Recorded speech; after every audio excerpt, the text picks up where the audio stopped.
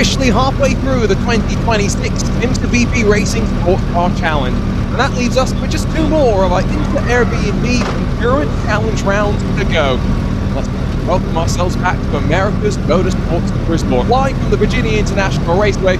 Welcome to Super Sunday. My name's Arjuna Kankapati, joined alongside by Joe Peak in what has already been a busy morning. At 10:30, already seen a couple of races go. Been excited for 2 hours of competition around what's expected to be a relatively hot and muggy day.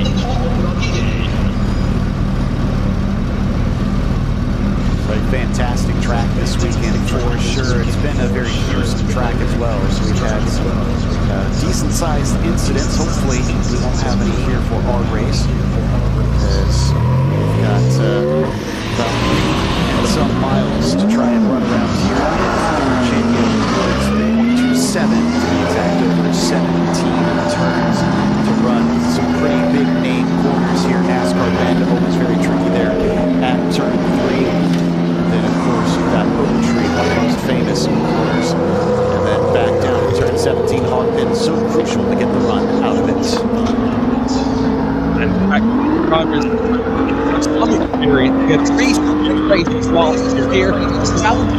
Alton started at all of them. First time we'll start up in 2026. Alongside Mitchell, those behind Austin and Lee with Renshaw, their best qualifying effort. That's a little bit further back this season, late on the grid.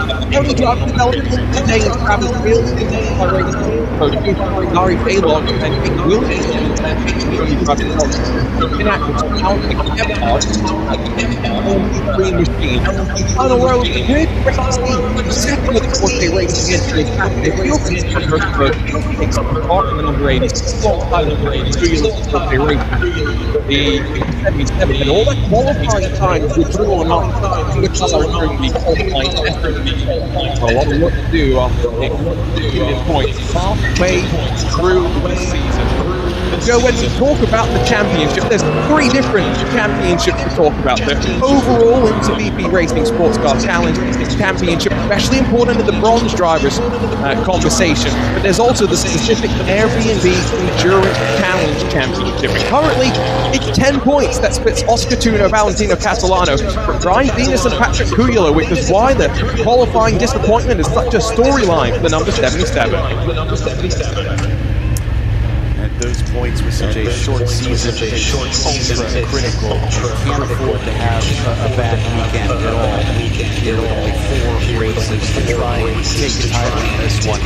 But as you can see, Catalano is really doing a lot of work into the start of this weekend with that pole position, putting him up front. This is such a fast track, and I'm kind of curious how easy the passing is going to be, and if that track position is going to play a critical part.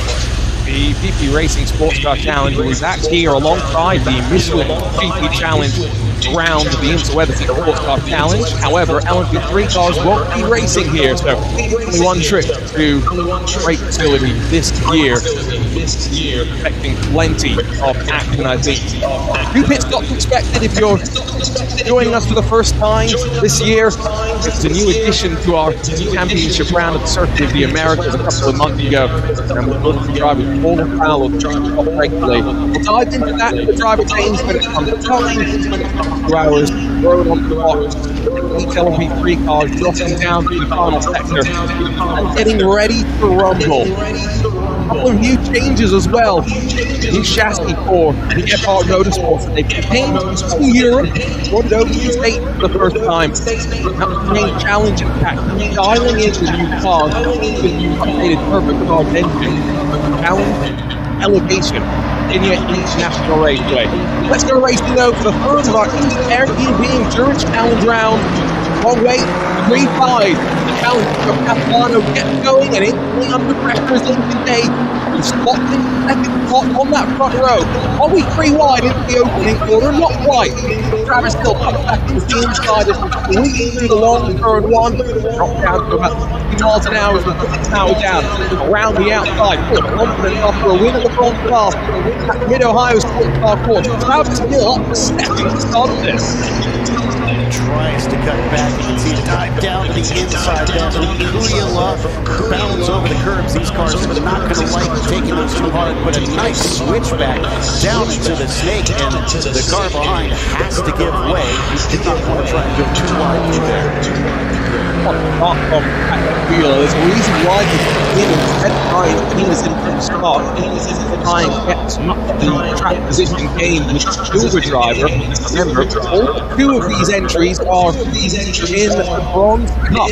Alton, Catalano, and Lincoln Day are the only two entries in that Silver Cup. Rise the hill and up towards where hopefully you can stand. No shadows on the track. We're taking hot as they power down and onto the long straightaway that leads going towards Madison Avenue. Separating and Vic Williamson just outside of the front forward as Valentino Catalano breaks away. Travis Hill, the one you're looking over his shoulder, you can quickly close.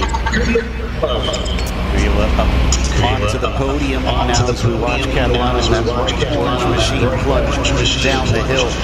Decent gap over hill at this stage, especially considering it's only the first lap. But once they start to accelerate up the main straight, Travis is still going to be in that spot because he watches the 77 starts to get aggressive here.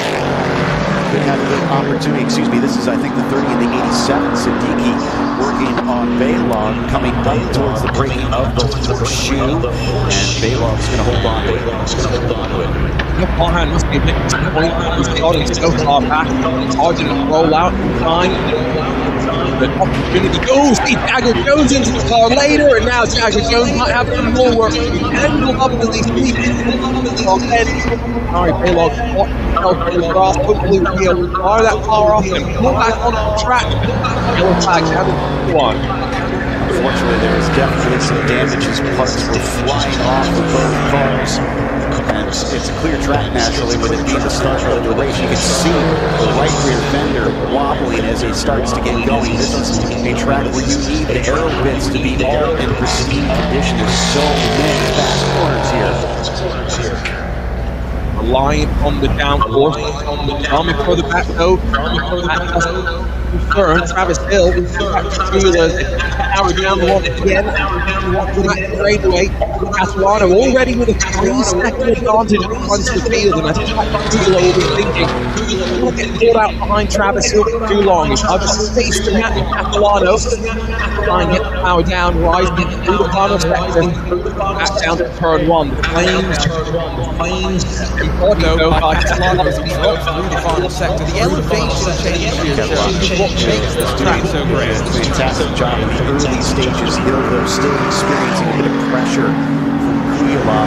Last time across the timing line was about 0.4 of a second. They crossed the front straightaway, and it's 0.3 of a second now. And last lap was much quicker from the Fenn, the Forte racing machine.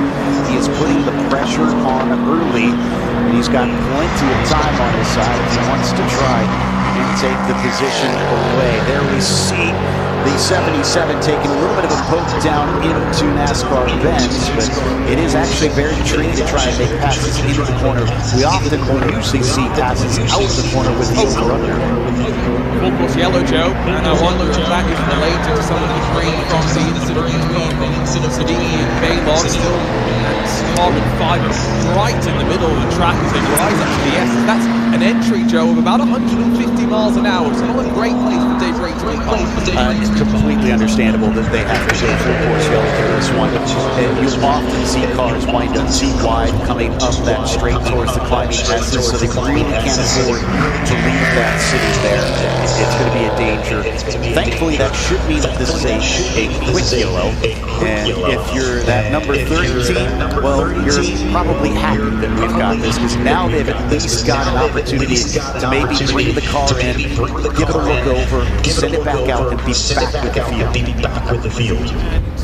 And crucially, we are through the first 15 minutes of the race, which means we're not into the pit stop window. We can't see the drivers coming for their mandatory pit stops. However, like you said, they'll still come in and get 8 damage repairs, not measured against the minimum pit time. Very, very close. One of the cars flying by, the safety vehicle just waiting for the tractor to make its way through before it joins the track.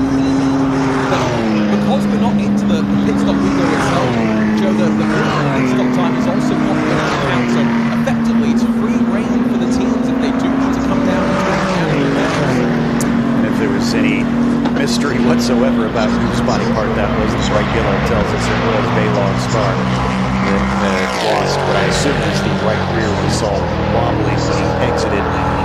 So with that clear, again, she'll just need to essentially pack the field up from here and then be on their way. Unfortunately for Ari, they're still coming through roller coaster right now, so they're a long ways back. Even if they do stop, there might be a chance that he won't get back to the pack before they restart. I don't think Barnes has been into the lane. I'm not to wonder if they're done playing is missing if they're going to miss his car. Like the Porsche Joe that he ran the tail end of the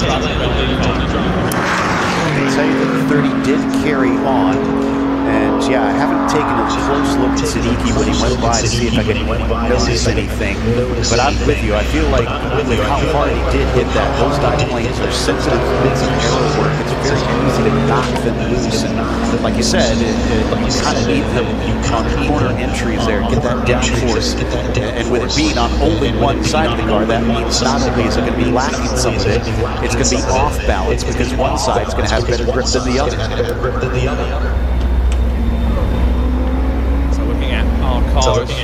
Cars pacing around and getting ready to go. Baylog might still actually catch up because relatively slow, working his way through. There you can see him running through the S's. See what he's going to do now, Joe. An opportunity for the field to reset, and I think Patrick Kuhler starting at the tail end of the field. Now starting third. Now Travis Hill better watch out. I'm checking my race control messages. It did say pits are closed, which is normal for the full course yellow, but I never saw it say pits are open. So I wonder if he had to carry on and couldn't come in to get the car looked over. But like you said, that means that he has a better chance of catching the end of the field. He is now just reaching them down Madison Avenue, but again, didn't have a chance to see if they could do something to maybe do some repairs to the car, and also just check to make sure, since he did kind of get hit in the corner, that there wasn't any damage on the suspension or problems there as well. Pace car off and away. Once more, Valentino Catalano has a clear view up front. He was familiar with this last year. We had 3 sprint races, including one rescheduled round from the Canadian Tire Motorsports Park trip. Only 1 2-hour sprint this weekend. His teammate Wayne wins, take over. Jump for Travis Hill to go with Catalano. If we go once more, the restart gets us underway into the Airbnb Endurance Challenge. And the Chevrolet racing car sweeps to the outside instantly. Full tires potentially. Catalano pulled outside on the restart. And the set to climb third, not having an opportunity to get the race back underway. Based on the speed we've seen out of one, I feel like that was critical for him to hold on to that position. Travis Hill with a very good start, but couldn't seem to do anything with it. I think we might see Siddiqui with some work there in the background. So you know, Lincoln Day saw being threatened as they started to accelerate once again. This was where that little bit of body work started to fall off for a brief moment. They'll climb through these S's with all that downforce on these cars. They are mighty quick through there. You do not want to have an issue up towards South Bend. No, definitely not. Roll through onto the back straightaway. The impetus on the start that Travis Hill had, and now carried that into the defense with Catalano set sail. Kuhler one way down the other, one way down the other. He's almost pushed out to the right side, up the inside as they climb up to the roller coaster. This is a championship fight for the bronze cup. Patrick Kuhler helping his teammate Brian Venus out. The door shut, gets second spot away into the roller coaster. Nicely done. That takes some bravery trying to get that done up into the roller coaster. That'll move them into P2. Also, there is a penalty for the 87 car Farhan Siddiqui drive-through for incident responsibility. That's going to set them well back. There they are serving it now. Surprise there. Baylog did not end up catching the tail end of the field. I think by the time the initial restart, these closing up on John Kirschberg, back in action for the first time since the Circuit of the Americas sprint round earlier this year. So now the question becomes Patrick Cuéllar, 1.6 seconds back from Valentino Catalano. Can he close that? We'll get a representative lap time first time they cross the line next time, Joe, because Cuéllar's been checked up behind traffic so far. Catalano's that clean air in front. Now both of them fit between their team and to the attack. Exactly. You want to see that one-to-one comparison out here between them. This is going to be very telling. Considering how aggressive Cuéllar's been at the start of this race, very impressed. I would not bet against him, at least the way that the car is handling so far. But you have to remember, it is a 2-hour race, and we're going to be heading into the hotter part of the day. The temperatures will continue to rise here, and the track will probably get a little bit more slick as we get towards the end. And Joe, I think that may be also a reason why they put Patrick in for the start. I would expect them to do one driver change in the first hour and do a second driver change in the second hour. We saw it with Travis Hill and Nicole Havrida in the last championship round. Because you have the minimum pit stop time of about 2 minutes and 30 seconds, you can get away with doing the driver change. Put Brian Thenis, the bronze driver, in the middle and put the Flying Finn in back for the run to the checkered flag. I agree completely, and the required 2 pit stops certainly makes it interesting on that strategy-wise. We saw some creative methods for some teams back at Circuit of the Americas, with some teams essentially pitting in back-to-back laps to fulfill the requirement because they were able to. Now, as we watch those top few cars, it looks like that last time by, Catalano got the message because he's at the fastest lap of anybody and was, I think, 0.8 of a second quicker than Cuéllar. So that's a bit of a statement. They're in the new Duqueine D09 chassis, which really just transplants a twin-turbo engine into the old D08, but they've been running this car in Europe for quite a while. First time we've seen it over here in the US. Both Catalano and teammate Oscar Tuno have plenty of experience with the car. The only old generation chassis still running in the field is one of the Ligier's, the Duqueine D08 that Farhan Siddiqui Jagger Jones will be splitting, and another safety car. Don't count that car out. Farhan Siddiqui Jagger Jones have shown plenty of speed through VP Racing Sports Car Challenge history, and even this weekend I was very impressed, Joe, with their effort in qualifying. Me as well, but you're right that they kind of need luck on their side at this point, and I'm not confident that we'll have a safety car again out here, but as we've seen, it's easy to have issues on this track. In fact, this weekend we've had multiple rollovers in other series at this circuit. So it's suddenly proven to be a very tricky mistress this Father's Day weekend here in Virginia. In the meantime, look at how tight this battle is between the 11 and the 86. Looking at the lap times, I was hoping to see the improvement from Patrick Cuéllar, but that's best laps on the left side. So last laps, Cuéllar, a lap time actually not scored, so maybe a small glitch with timing and scoring, but no question, we can see in the gap between the two. Now put the string between them as they roll through in towards the S's once again. Powered down Catalano might extend the gap slightly as 150 miles an hour once again. It's full throttle, maximum commitment at this part of the track.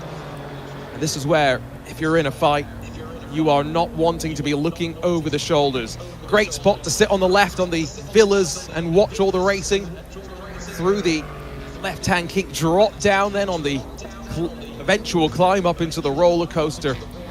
So much that you've got to think about as a driver here. Patrick Cuéllar's got the target acquired. Look how much of the track he's using as well.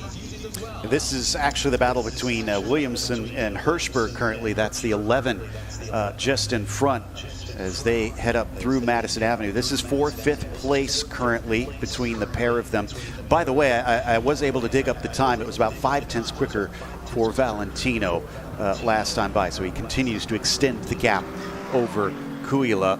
in the meantime, down the hill with the 11, very similarly painted to the number 1 car, and that bright orange eye-popping yellow. But for now, I think Hirschberg would really like to have that orange car behind him instead and save his eyes a little bit.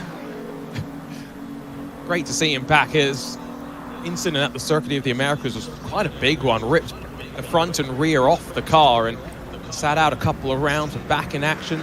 Looks to the inside, but a slight hesitation. This is the same part of the track where Siddiqui and Baylog came together. Be careful as you work in towards the left hook and NASCAR bend. Love that little graphic that shows us how the gap's actually changing as they roll through this part of the track, because confidence can play such an important part, carrying that momentum, not relying so much on the downforce until you get back up to speed into the S's. That was a great run from Williamson there.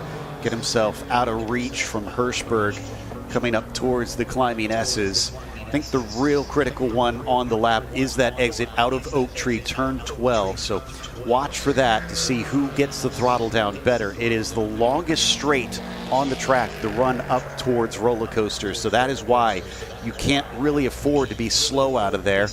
And from this camera angle, does look like it was decent, because I don't think Hirschberg is gaining. No, not quite. John Hirschberg's teammate for today's Airbnb Endurance round, his first of the season, is Patrick Liddy, a longtime competitor with the Forte Racing team and former winner of the Petit Le Mans going back almost 9 years or so. So plenty of experience for that bright orange machine, the Pin Access car that you will not miss. Jake Williamson again paired with Danny Sufi, pair based out in Texas.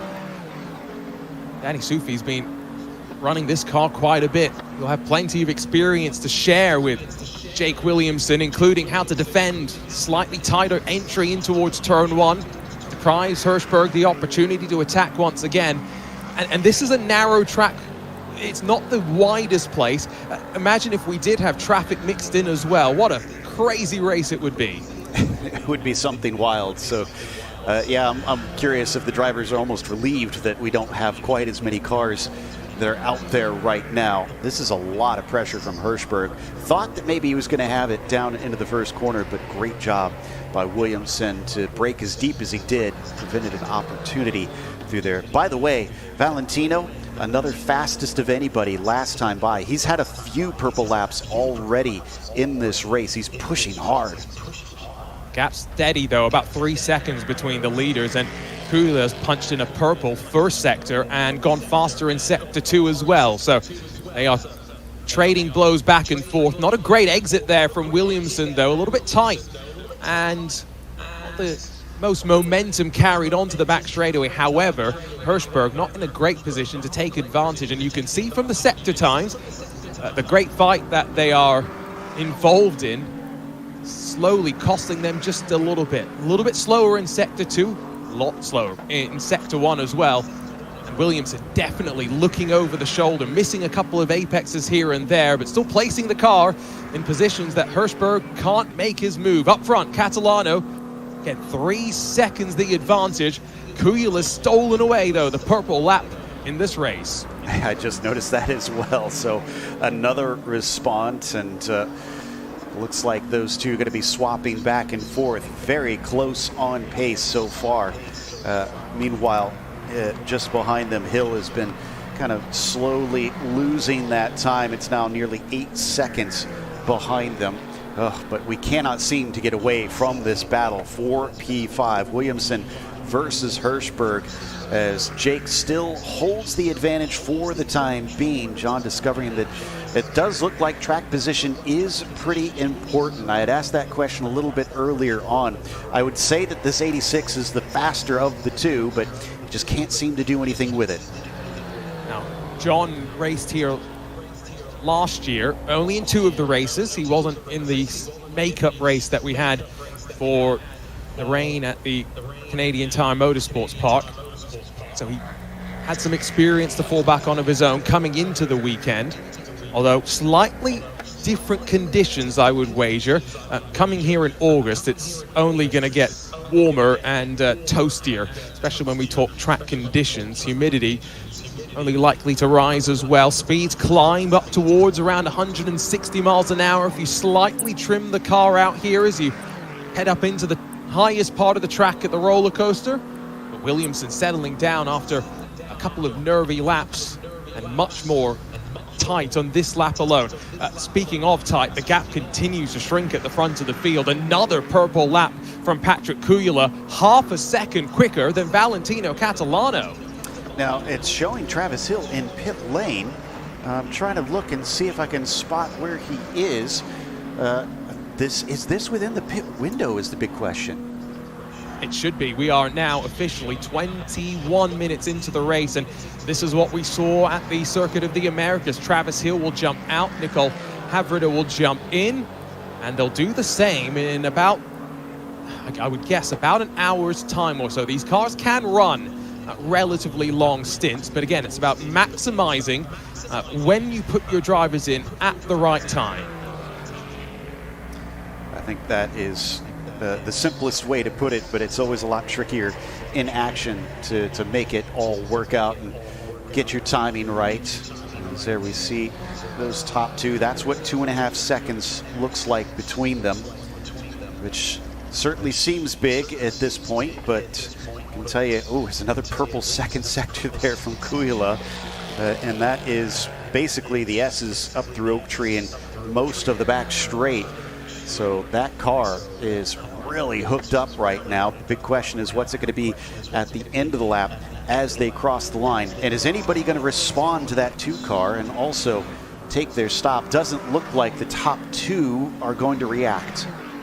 Patrick Kujala and Brian Venus, they finished second in both of our Airbnb Endurance Challenge races so far, and with Gebhard finishing first and third, there's just 10 points that splits these two teams in the championship hunt. A little bit further back for the 95, Lincoln Day and Wyatt Brikacek, of course, have had a couple of issues along the way. But a great performance from Titus Sherlock stepping in alongside of Wyatt Brikacek last time. The Lone Star State has put them within a shout with the championship hunt as well. Remember, 2 minutes 30 seconds. That is the minimum time that you expect to see on the left side.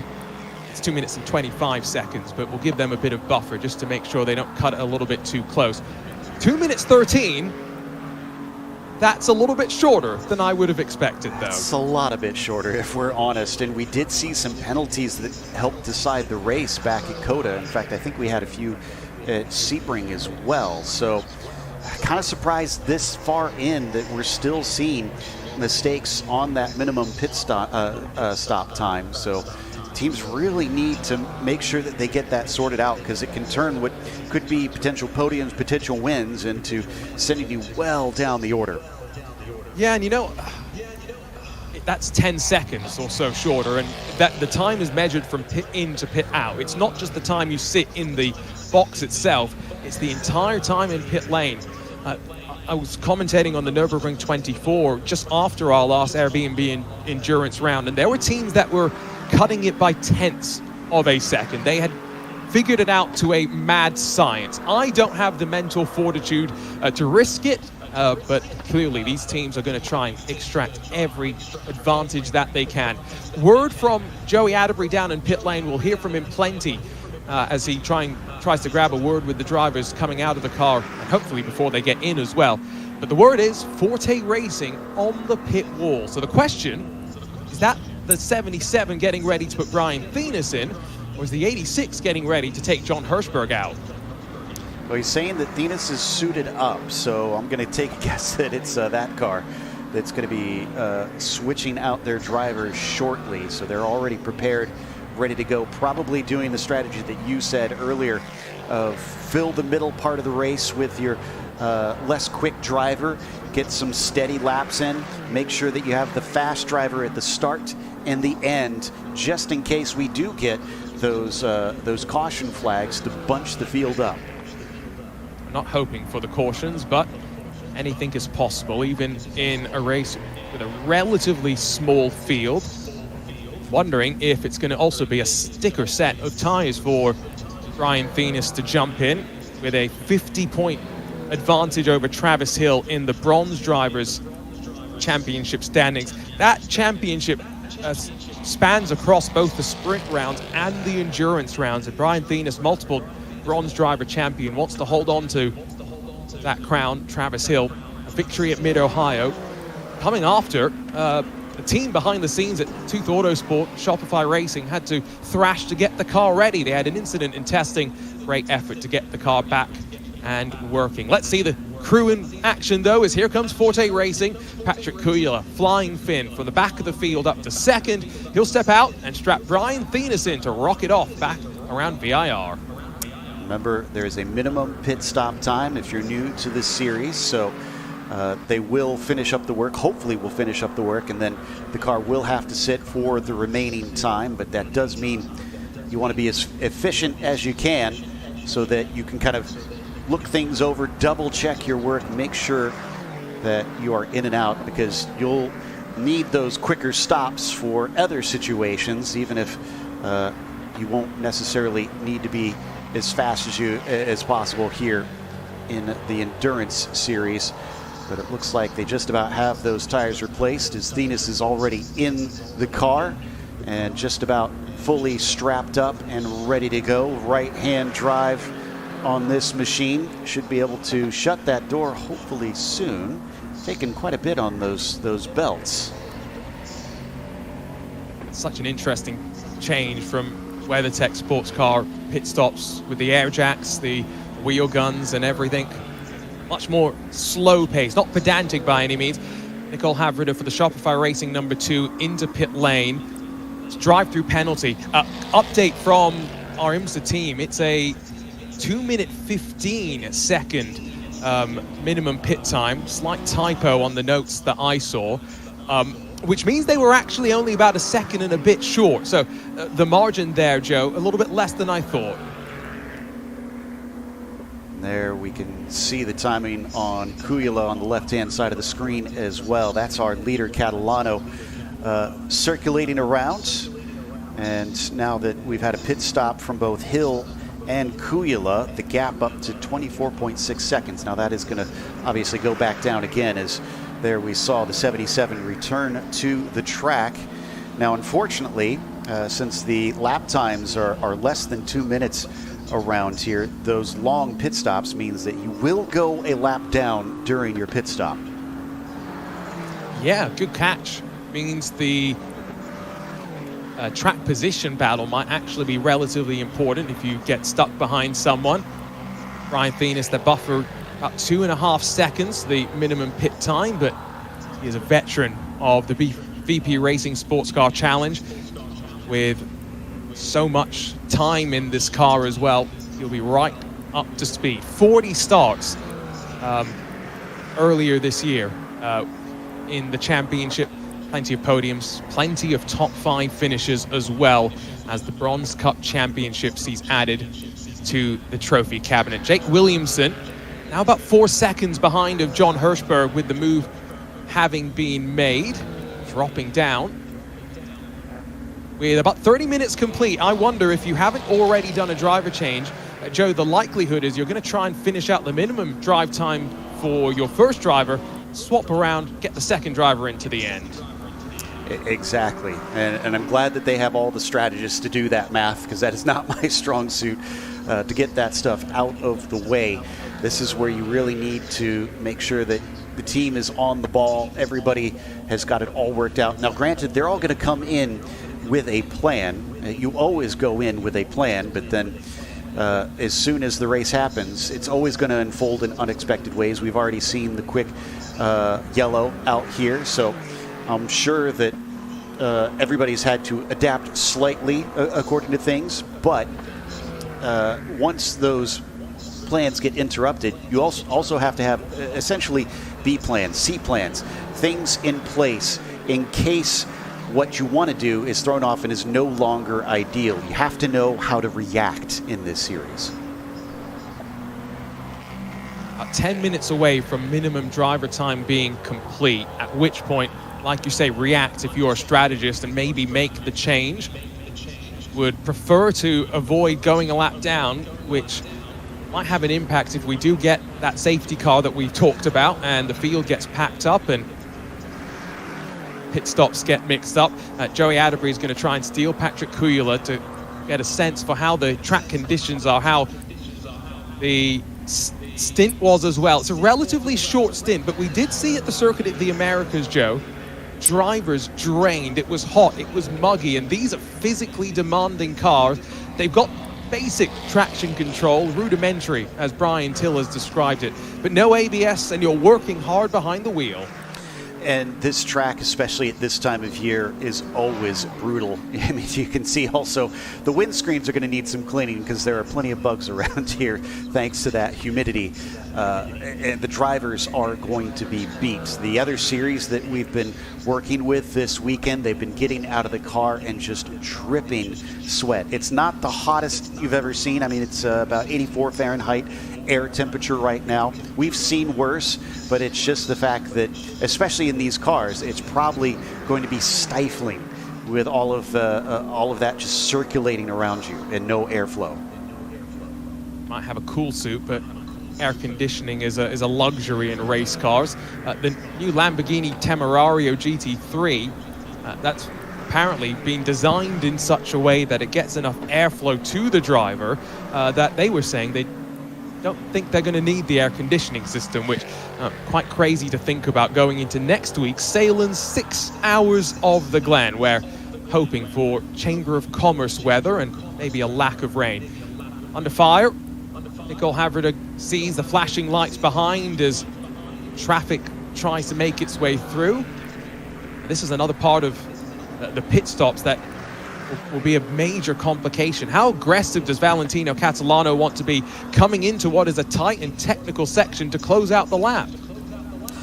Exactly, because he does not want to be cost time, since he's effectively now racing that 77 from across the track. If he stays too patient here, then he could easily lose those 2 seconds that he had down to Thenis, who had Kujala trying to chase him earlier. Looks like this is a pretty good run. You can see the flashing of the headlights letting Haverda know that he wants to try and overtake. And again, this is not for position. This is just to put a lap on that 2 car, which is already pitted. She doesn't fight it hard, and probably the wise decision in this case. So that is going to be Catalano getting back to clear air. Not a bad opportunity to watch the lines of a former champion in the series and see where Catalano makes so much time. Let's see if we can catch up with Joey Atterbury down in pit lane. There is a yellow flag out on track towards the oak tree, and I think that's because Farhan Siddiqui's had a little bit of a moment, but Joey Atterbury's got Oscar Tunho.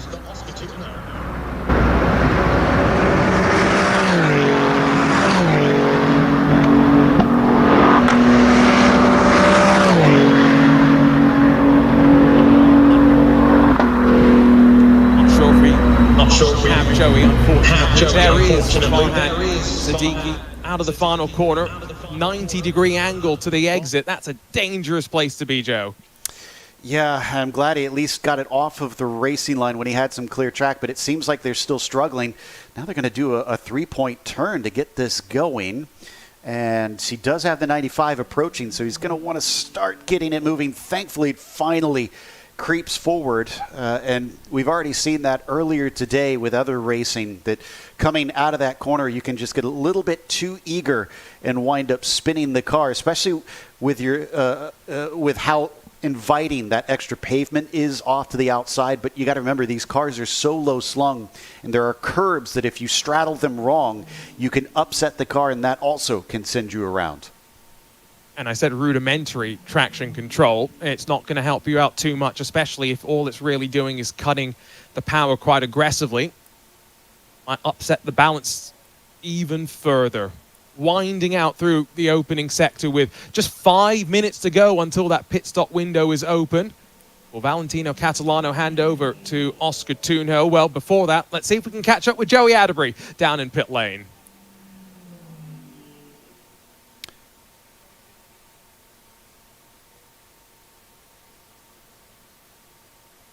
doing a mega job. He had a good start. Yeah, looking forward for the next of the race. Still a long way to go, so hopefully we can stay in the lead and do good pit stops, and we will see where we're going to end up. Well, after the pit stops, you're going to be hopping in the car. And how's the long run pace on it? It's quite hot out here at VIR with the humidity. Does it fall off at all for you?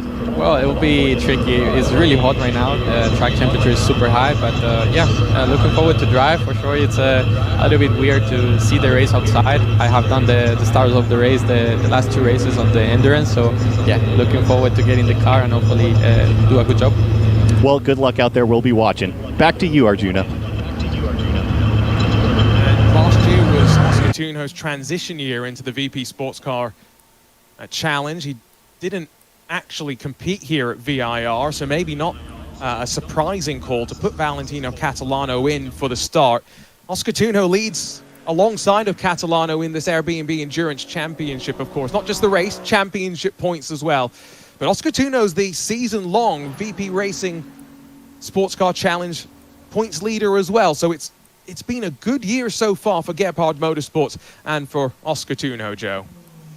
Yeah, and I'm not surprised that you want the experienced driver with this track out there to start and end things, or at least to start things, we should say, because this is such a high-commitment track. Having plenty of laps here will gain you time, knowing where you can push, where you cannot. There's lots of little tricks to learn out here. By the way, I was looking, and it seems like Hirschberg, now that he's gotten by Williamson, has gained about 4 seconds, so up to third, but of course both those cars do still owe us a pit stop, but there has been a switch around between the 86 and the 11. Yeah, I'm really happy to see John back up to speed, building up his confidence again. Raced in Lamborghini Super Trofeo, building into this LMP3 journey of his. Second place in the World Finals in class, which is the global stage for Lamborghini Super Trofeo. And very capable teammate as well. I think I said it was a little bit longer ago that Patrick Liddy won the Petit Le Mans. Happened back in 2023, so not aging him as much as I think I did slightly earlier on. Carving up through the S's, we're hearing that a couple more drivers getting their helmets on. And Joe, 2 minutes away from the start of, I would say, the real pit window opening, because we'll hit the minimum drive time being complete. Exactly. So those are the teams that we think maybe will essentially do a single driver swap instead. But as we watch down the backstretch with that 95, with Day currently in the car, Lincoln about 30 seconds behind our leader at this stage. Obviously has inherited this second place because of the pit stop, so he's going to have to hand that one back in a little bit. But I'm curious to see which of the teams decide to come in quickly, which ones will try and keep their drivers out longer, because that also will give a hint as to who is going to be doing what strategy-wise with those driver swaps. Consistency at this point surely going to be important as temperatures only continue to rise.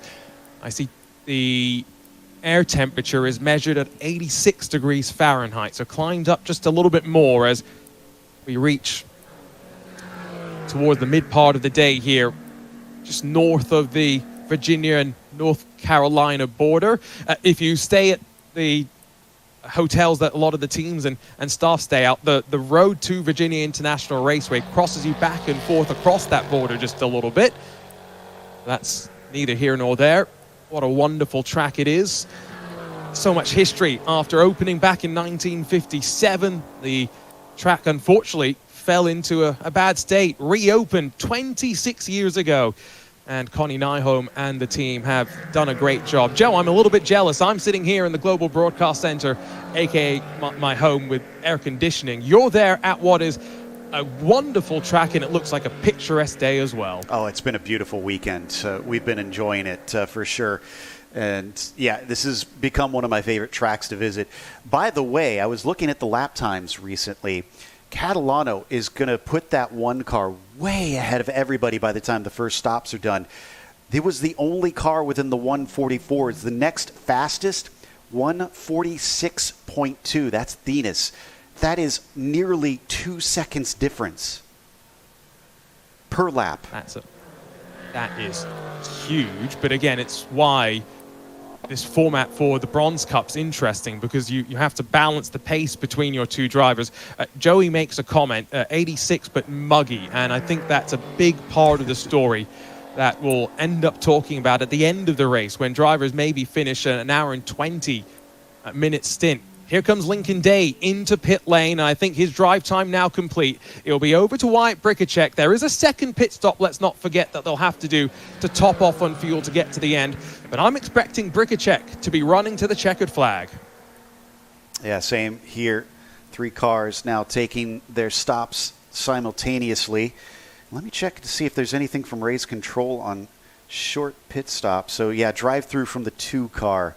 A little bit earlier on that one. Otherwise, we haven't seen anything else on that front. Hopefully the rest of the teams have taken note, and the 2 has been sort of their warning shot that you really need to be on the ball here today, as the tires now go on the 95. Fronts are done.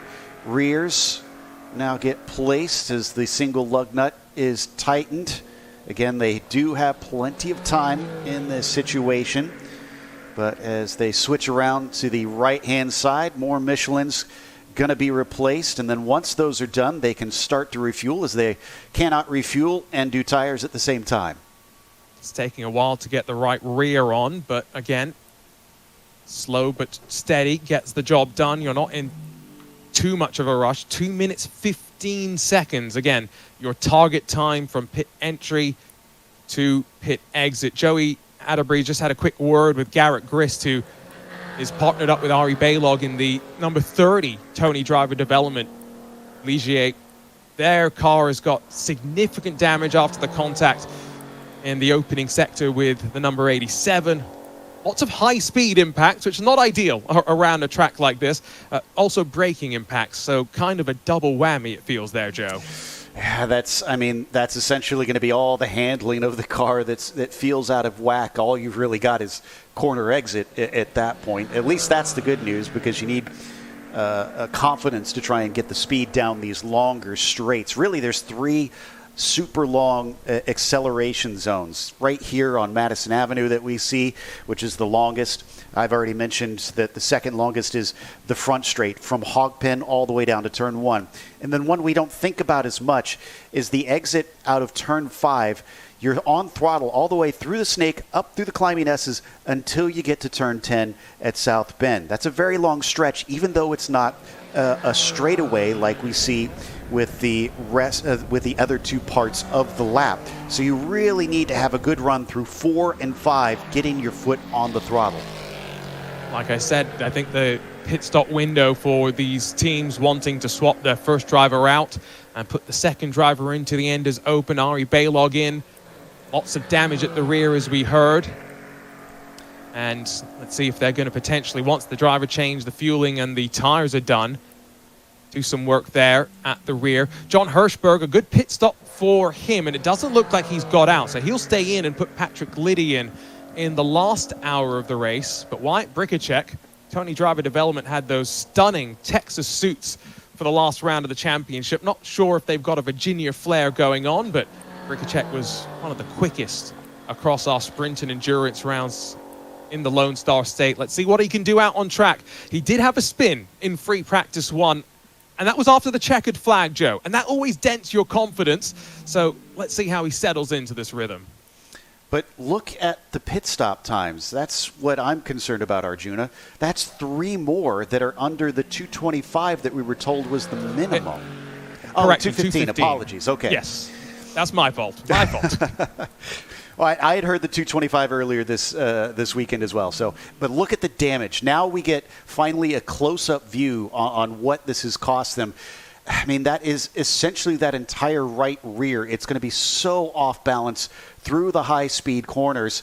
Thankfully, it looks like the diffuser is pretty much untouched, which is a bit wild that's the part that didn't get anything messed up. It's just the upper bodywork, it looks like. You can see, though, how it flaps around as it dropped down. That is turbulent is one way to describe it. Unstable maybe is another, just waiting for those seconds to tick away now. But that's not something that I think would be fixable inside of the regular pit stop window. It might take them a little bit longer to detach all the connectors, slide the bodywork off, and reattach the rear clip. That was a wide moment from one of our orange cars. I'm going to guess a Valentino Catalano, still winding that car up now in towards the S's, wringing everything it's got out in that new Duquesne. Yeah, so looks like we're just about through that first pit stop window here. Once we get that 11 car back out on track, and then we'll at least have a clearer picture on where everybody sits, at least mid-race, with one stop through and dusted. But then it'll be a question mark of that second stop to really kind of let us see who is going to be where come the end of this one. And that's always the difficult part, especially in these races, is to make sure that you're out there and just running your race and try to make sure that you hit your marks, because a lot of times that's what happens in these endurance races, is they become those strategy races where you're not racing somebody directly on the track, and you have to make sure that you stay focused on what you're doing and what you can achieve, because you can easily get distracted, or you can get complacent necessarily you actually are. Now Danny Sufi into the pin axis. Number 11, that's in the same stable as the Gebhardt number 1. Let's though head down to pit lane. See who Joey Atterbury's been able to snag coming out of their LMP3 machines. Well, I've been able to snag Lincoln Day. He hopped out of his car, and it's been a little bit of an adventurous weekend for this entire team. You guys have overcome some adversity and having a great run so far in the race. Yeah, we had a few issues in the first day. Ended up going into the wall. Got to thank my team for doing a speedy recovery, rebuilding the car, staying till about 3 in the morning. The car felt amazing afterwards. Second day, had a lot of fun on track, learning a new track for me in this car, and also with Wyatt, I'm ready for him to get out there and hopefully get us a few positions. Well, and you were in the car for a good half hour or more. How did it feel here this morning, or I should say this afternoon? Yeah, it felt really good. It started to get pretty hot towards the end, I will say that. Started to lose vision a little bit, but track weirdly kept its grip, and tires were easy to manage too, even with this heat. Awesome. Well, thank you for the info, Lincoln. We'll be watching you and Wyatt out there, and back to you, Arjuna. I did not realize that the car had gone into the wall. The reports that I had seen made it seem a lot more innocuous than that. So good effort from the team at Tony Driver Development to not just get the car back up and running, but get the car seemingly back up and running even better as Lincoln Day and Wyatt Bricacek settle in. We missed Lincoln in a couple of the rounds when Titus Sherlock stepped in his stead, but back here, and I think we'll see him for majority of the rest of the season as well. And already, Wyatt Bricacek, fastest lap of the race, 1:42.969. Yeah, you described him as settling in. I think that's more locked in. There he is. I mean, wow, just immediately hops into the car. And I think he might even go quicker. He just set a purple first sector this latest time by. Watch out for the 95. That car is in a hurry. So remember, still waiting for Valentino Catalano to make his first trip to pit lane today. Or did I totally miss a Gebhardt Motorsports pit stop somewhere, Joe? Because no, they're showing 2 laps ahead. I highly doubt they've been that quick by this point. So I'm pretty sure they do still owe us a pit stop, but they're just running long. I wonder if they are just maybe trying to watch out for those yellow flags. And we have another one at turn 11 and 12. Ooh. And this is going to pose an interesting question. That is the 86. So John Hirschberg has gone straight at the entry into the oak tree. 135 miles an hour. You're breaking down slowly to 80 miles an hour at the first apex, down to 50 at the oak tree itself.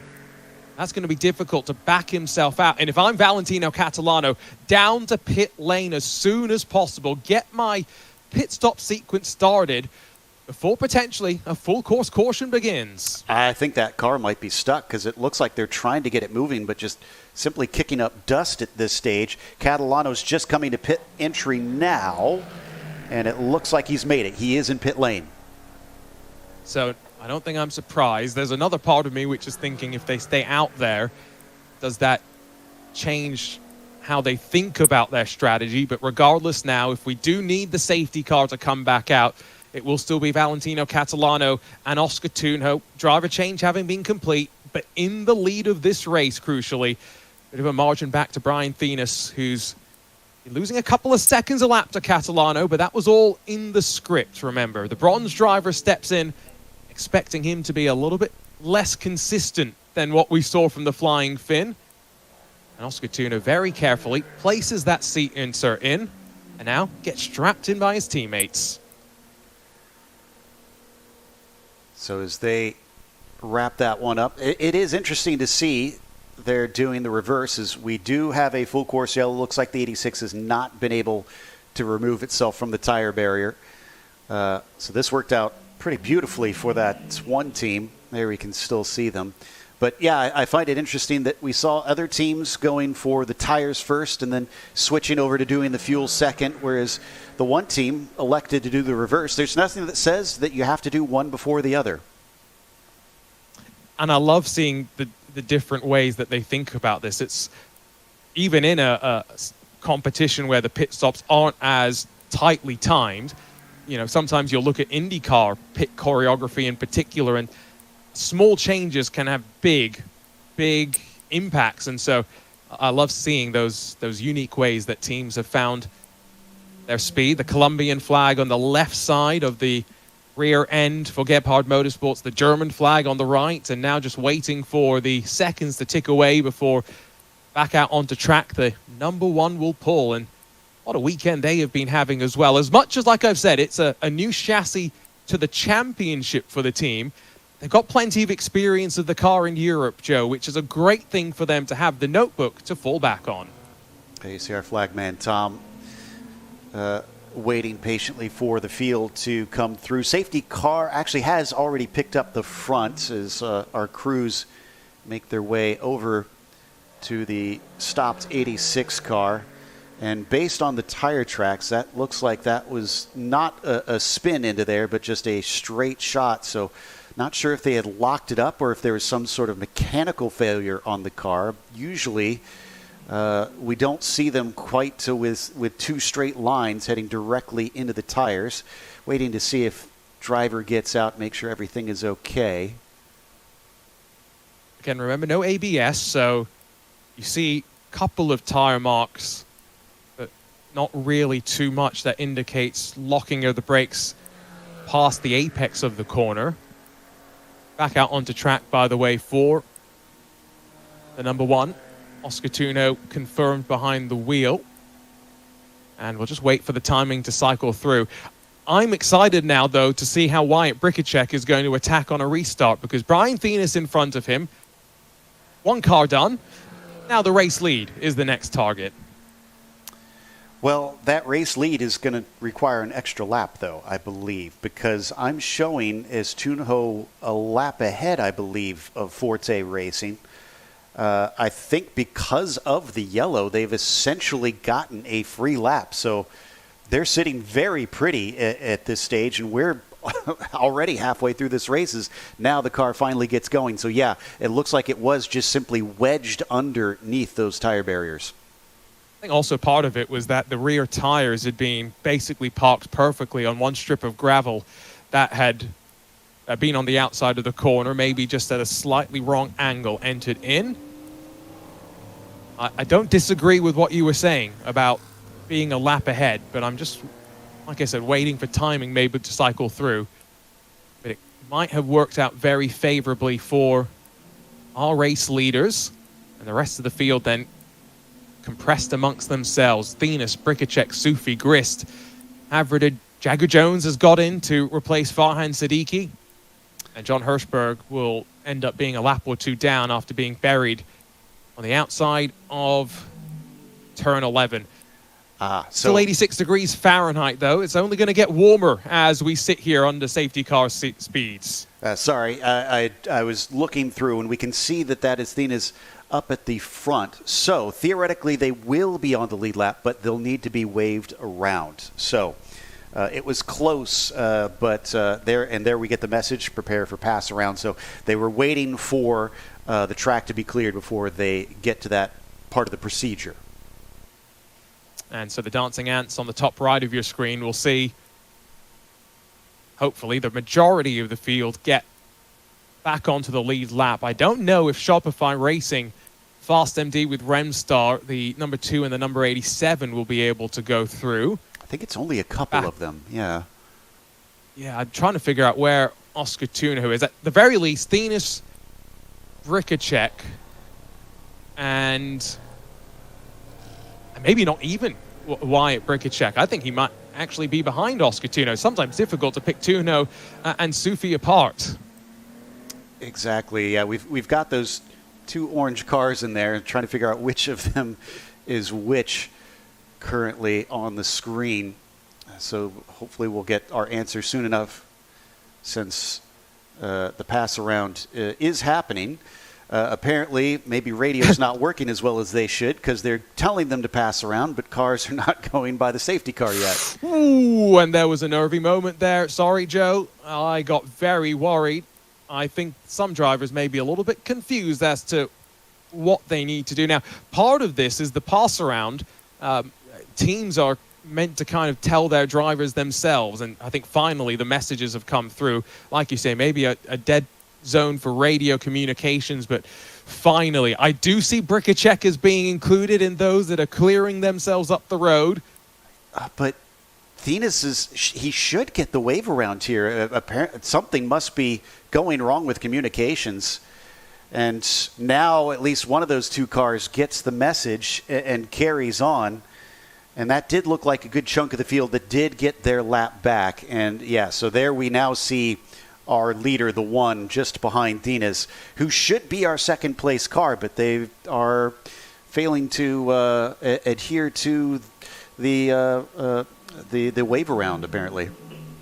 And again, it's on the teams to tell their drivers, and at this point it may end up resulting in a penalty for the team for maybe not following the procedure correctly, if that is indeed as Joe and I have understood it. But regardless, let's now wait for the rest to cycle through. Like I said, Jagger Jones is going to get a lap back, but he's not going to be back on the lead lap, given how things have gone for Fast MD with Remstar. Shopify Racing as well, I think, courtesy of their drive-through penalty, might also have dropped a little bit too far behind in the running order. And yeah, indeed, you see Nicole directly right orange of Oscar Tunho. Almost wonder if they need to just, or should have had somebody on the wall there. You could see it got a little strip of grass where a crew member could get by and just start waving, motioning, go by the pace car. Well, I guess there's sometimes, not wanting to make the wrong call in the other way, right? Maybe not thinking that you are meant to take the pass around. It's a significant penalty. I remember the first IMSA race I ever went to, Daytona, a couple of years ago. There was a TCR car that got a stop and hold of like 2 laps because of an improper pass around procedure. The penalty for this is severe, and so that's maybe something that's in the back of their minds. Head back down, though, to pit lane. Let's catch up with a driver out of the car, but also team manager, Travis Hill. Yeah, standing here with Travis Hill. Now another team overcoming a little bit of adversity, missed a couple practice sessions, and now we're adjusting some pit strategy to try to overcome some spots on the track as well. Yeah, I mean, we tried this at Coda. We're going to go for that over-under, or the undercut, sorry, just waiting on that caution. We just got that full course now, so fortunately it stacked everybody up, and a bit of the track position we lost, we now gained back with that caution. So Nicole's in the car getting comfortable with that Shopify Racing LMP3 right now, just keep getting quicker and quicker every lap. So this will be great to calm things down, reset some of those reference points, help her keep getting up to that speed, and I'll be jumping in for that last stint just to finish it off. Now, you were already in the car. How is that car overall for Nicole right now? The car's great. I mean, we've been making really good progress on the setup throughout the entire season. Ligier's been really good helping us with part support when we needed it and some engineering support. So the car's getting really quick. We're getting much more comfortable with the car. Me taking the quali, I was going to take that start. And with the double pit stop, it now gives us a little bit of flexibility in that strategy. So we can call an audible as the race goes and adjust our strategy accordingly. So we're in that position now. We'll see how it ends up. Awesome. Thank you for the info. Good luck out there, and back to you, Arjuna.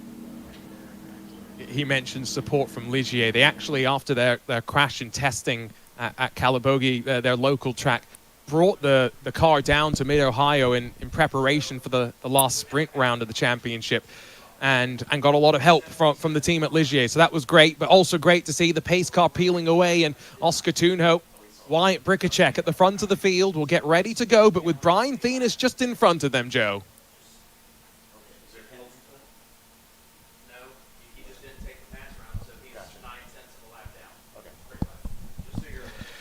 Apologies if you were trying to get a hold of me there, Arjuna. Was getting some word from race control. There will be no penalty for the 77, but he is going to be 9/10 of a lap down. Well, self-penalty if you ask me. Green flag waves, and Brian Thenis leads us back, but behind, Nicole Havard is absolutely swarmed as the field pinches their way up towards turn one. Oscar Tunho now on the outside of Brian Thenis as they struggle to put the power down with the tyre still relatively cold. Thenis not quite done, looking over his shoulder. Another slips up the inside. Wyatt Bricacek trying to get the bit between his teeth and follow Tunho to the lead. As they come through the left hook here, it gets really tight through this section of corners, especially on starts and restarts. You got to keep your wits about you, and then you've got to get single file up through the snake, which is then leads here under the bridge. And look at that already. Oscar Tunho is off like a shot. The 95 going to embrace this. They've been gifted a second place, probably wondering how they got up into this second place, but they're working their best to see if they can stay with Tunho during this stage. And then, of course, Sufi slotting in behind as well. The 95 sits third in the Airbnb Endurance Championship after a win last time out, put them back in the hunt. Some issues in the opening round, technically. Slightly on the back foot, leaving Sebring, but right back into the mix and up towards the roller coaster. First green flag lap after John Hirschberg slid into the grass at turn 11, but is back on track, and all 8 of our LMP3s run down through the final sector and back towards the line. It's going to be about a second and a bit between the top two. Danny Sufi not too far behind Wyatt Bricacek as well. We've got some bits of traffic that are between our competitors as well, Joe, keeping things interesting. That's certainly going to be a little bit of frustration because they're going to be fighting as hard as they can just in case we do get another caution.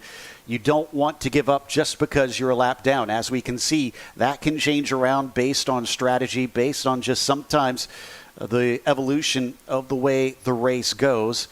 But for the time being, you cannot give up that track position. You've got to try and fight and hopefully maybe try and get by Tunho in case you can get that lap back the easier way, but then sometimes you can tweak your strategy a little bit if there is a yellow, if you haven't overtake them, to stay out, get the lap back, and then try and recover from there. But look at this, nose to tail coming up through South Bend now. A little bit of grass kicked up on the outside as well. That does show you just how hard they are pushing on this restart. Some of the drivers had sticker tires when they came down onto pit lane. I do remember Brian Thenis, though, did not put sticker tires on. So 5 sets across of the weekend and a big incident at Oak Tree. Havard slips through, but I think that might be John Hirschberg again. I got to wonder if there's any sort of braking issue with that car. Any lack of confidence, and it's a wild ride up to turn 11 and 12. I'm seeing it may have actually been the 87 of Jones. Yeah, okay, he's dropping down to the timing tower now at this stage, and there we have confirmation on our screen that it was the 87. So unfortunately, looks like Jaggers had a bit of a problem coming through a very tricky corner, but as they pass us now. Bricacek at about 1.1 seconds behind. Sufi drops back about 1. And then Grist in the 30 is now in pit lane. Interesting. While these drivers well and truly are back up to speed and the gap between first and second grows, let's head back down to pit lane and catch up with Joey Atterbury.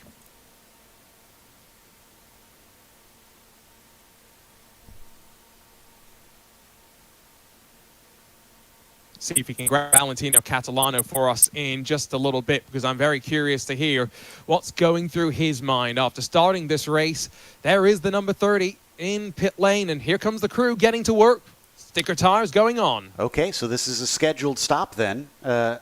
Interesting call, and I'm not seeing anything in terms of switching the driver around, so it looks like they're going to keep Grist into the finish.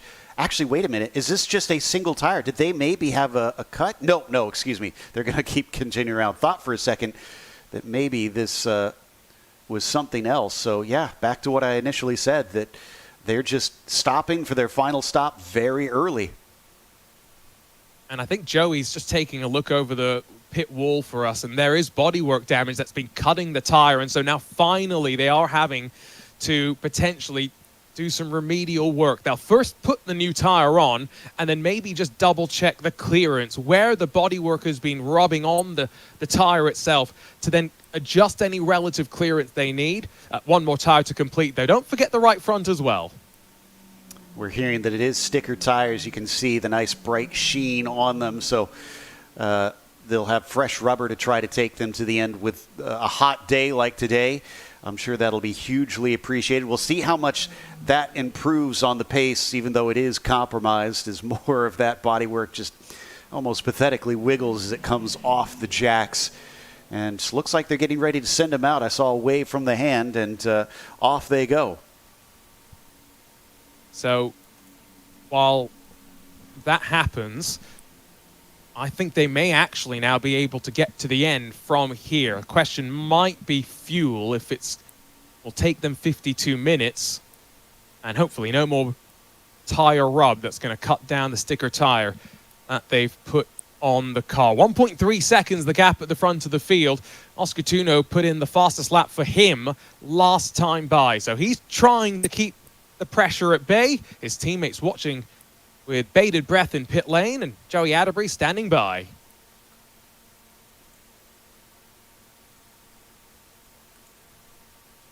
Now, you were in the car for a pretty significant amount here to start this race. How are you feeling after that stint? Yeah, it was good. I mean, the team did a really good call with going in the pit lane while some guy crashed. Unfortunately, there was a pass around, so we had like one lap in advance. Now it's gone, and all the gap is also gone, which is a shame because it was quite a big one. The car was good. I tried to save the tires to have a long stint and try to keep it smooth without any problems.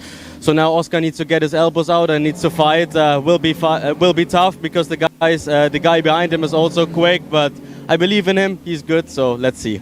Well, I did just hear that Oscar set his personal fastest lap this previous time by, so he's definitely on the move. Is the car going to be there for him throughout the course of this next hour? Yeah, he has new tires now, so we prepared them for him so he can push in the end. So yeah, I think he's in a good position now. He's doing well, so I hope the tires last as well and he's not over pushing. So yeah, let's see how the race will be in the end. Well, great job out there in the first stint, and we'll be watching Oscar for the rest of the race. And back to you, Arjuna. We heard it here, elbows out. That's the instructions from the teammate, Valentino Catalano, watching. Still, about their second deficit. Danny Sufi has been unable to keep the pace up, the consistency as we dial ourselves into this first stint on the Michelin sticker tires for some of them. Slightly falling away, but as a result of all of this, Bricacek allowed to focus forward, and look at the focus. Fastest in Sector 2 on the last lap, trying to put together more purple sectors, and Oscar Tuno doing just enough for the time being. In the meantime, Shopify Racing look like they are taking their second stop, so that'll get it out of the way, which to me says that for our team that was just in a little bit earlier with the damage with Grist, I suspect that they should be good to get to the end. If we've got multiple teams that are taking that second stop this early. That's not too close that it's going to put them on edge by the end. And that does sound about right compared to what we've seen with fuel mileage on previous races. I would expect, based on what Travis Hill was saying as well, he'll be getting back in the, what was it, over, under, over strategy, as he dubbed it. 6/10 the gap at the front now. Another 3/10 eked away the previous time by.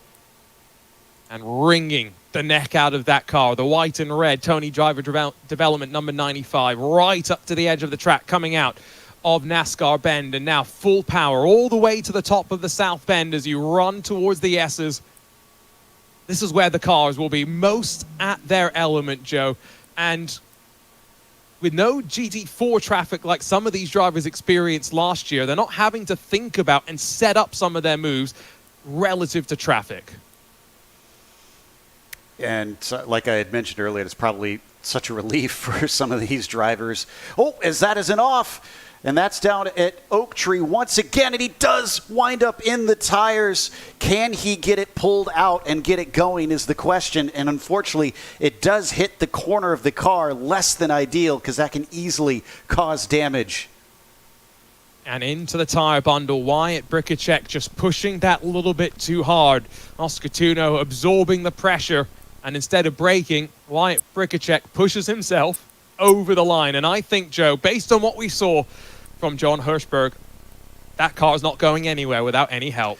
Certainly seems like it. We had a little bit of rain earlier in the weekend, but since then it's become very dry, and I wonder if maybe that dirt is just not giving any purchase whatsoever, that it's just too sandy and dusty over there to try and pull the car out, is what we're seeing. And driver window is open. And also, we got two of them. John Hirschberg's had a second issue. So I've time traveled. I initially said it was John Hirschberg, not Jagger Jones, that went off after the restart. But trouble. First at turn 12, the second part of the corner for Brikacek. And then once again, through turn 11, John Hirschberg has had another moment. And I'll go back to my earlier ponderance. Is he just dealing with some issues and a lack of confidence under the brakes in that number 86? It could easily be the case. This certainly has to be a full course yellow, especially now with both cars seemingly stuck once again. And for our viewers that are unfamiliar with this track, you have to remember that turn 11, which is the entry into Oak Tree here, what we're looking at is the exit, the middle to the exit of the corner. You're braking and turning as you're going in, especially in these high downforce LMP3 machines. So it is honestly extremely tough to be quick because you're right on the edge of control at this track through this corner. And as you can see, there's not much room to the outside. They can't push it back much more than this. And there is the full course yellow. So the tire barriers don't give you a lot of room for mistakes. If you start going off at these speeds, you're going to hit something. Well, this has been the most stop and start of the 3 IMSA Airbnb Endurance Challenge races that we have had. But it's been a good race nonetheless, and I would hope that on the other side of this full course yellow, there could be potentially another good fight brewing. Danny Sufi looked good on the restart. And we'll be right back on the tail of Oscar Tuno. This is a tricky track, though, as well, Joe. Anyone who's driven it on a sim will attest to that, but it's the elevation, the undulation. Is what you don't see on the track map, but makes this place so unique. Well, and some of our camera angles definitely illustrate it well. There's that exit out of South Bend. You can see that our camera can't even see the cars disappear over the crest. Back into the number 77, replacing Brian Phoenix. As the pit stop happens under full course yellow, it actually might help them because the other car is running a bit slower through this sector relative to full green pace. So maybe Brian Phoenix makes up a bit of that time alongside of Patrick Kuyula. Here comes the safety team, though, Joe. And they've been busy, it sounds like, this weekend. Oh, yes, they have. Like I said, we've had some scary ones. The incidents we've seen today, thankfully, have been a lot more tame than what we've witnessed earlier. There's Dr. D, as he's known here in the USAC paddock, who is out and checking on them. You could see, thankfully, one of the drivers at least, Hirschberg, getting out under his own power. We've seen the door open on Bricicek's car, so that is usually the signal that that the driver is okay, and they're immediately sending the recovery crews out. Hopefully at least one of them should be able to get going like we saw earlier on. We already know that Hirschberg did it before, although he's already hopped out of the car, so that's probably a sign that that car is dead in the water, but they're getting the hook out for Bricicek. So my suspicion is you go into the tires at maybe under 40 miles an hour. Hopefully you've not done too much damage to the actual suspension. Maybe some bodywork damage, yes, but hopefully all it's done is really buried itself, like you were saying earlier with John Hirschberg, but hopefully Wyatt's just kind of buried himself under the tires, and that's also maybe part of the reason why it's been further dug in. The other reason why he has not gotten out of the car is you can tell that he has he would much prefer to drive the car back under his own power, but not a nice sign that the flatbed, or maybe they're just working their way to position for when John Hirschberg's car is going to be recovered. We'll wait and see here. Yeah, I'm really crossing my fingers for the team that the car can drive itself away. I saw one of the dive planes rip off, so if that's the only bit of damage, Joe, you'll take that any day of the week. Absolutely. Doesn't look like they're backing up the flatbed to line up with it. Oh, maybe they are. Yeah, it's not looking good now at this stage. Well, that's going to be 2 down out of an 8-car field, which will limit the traffic even more.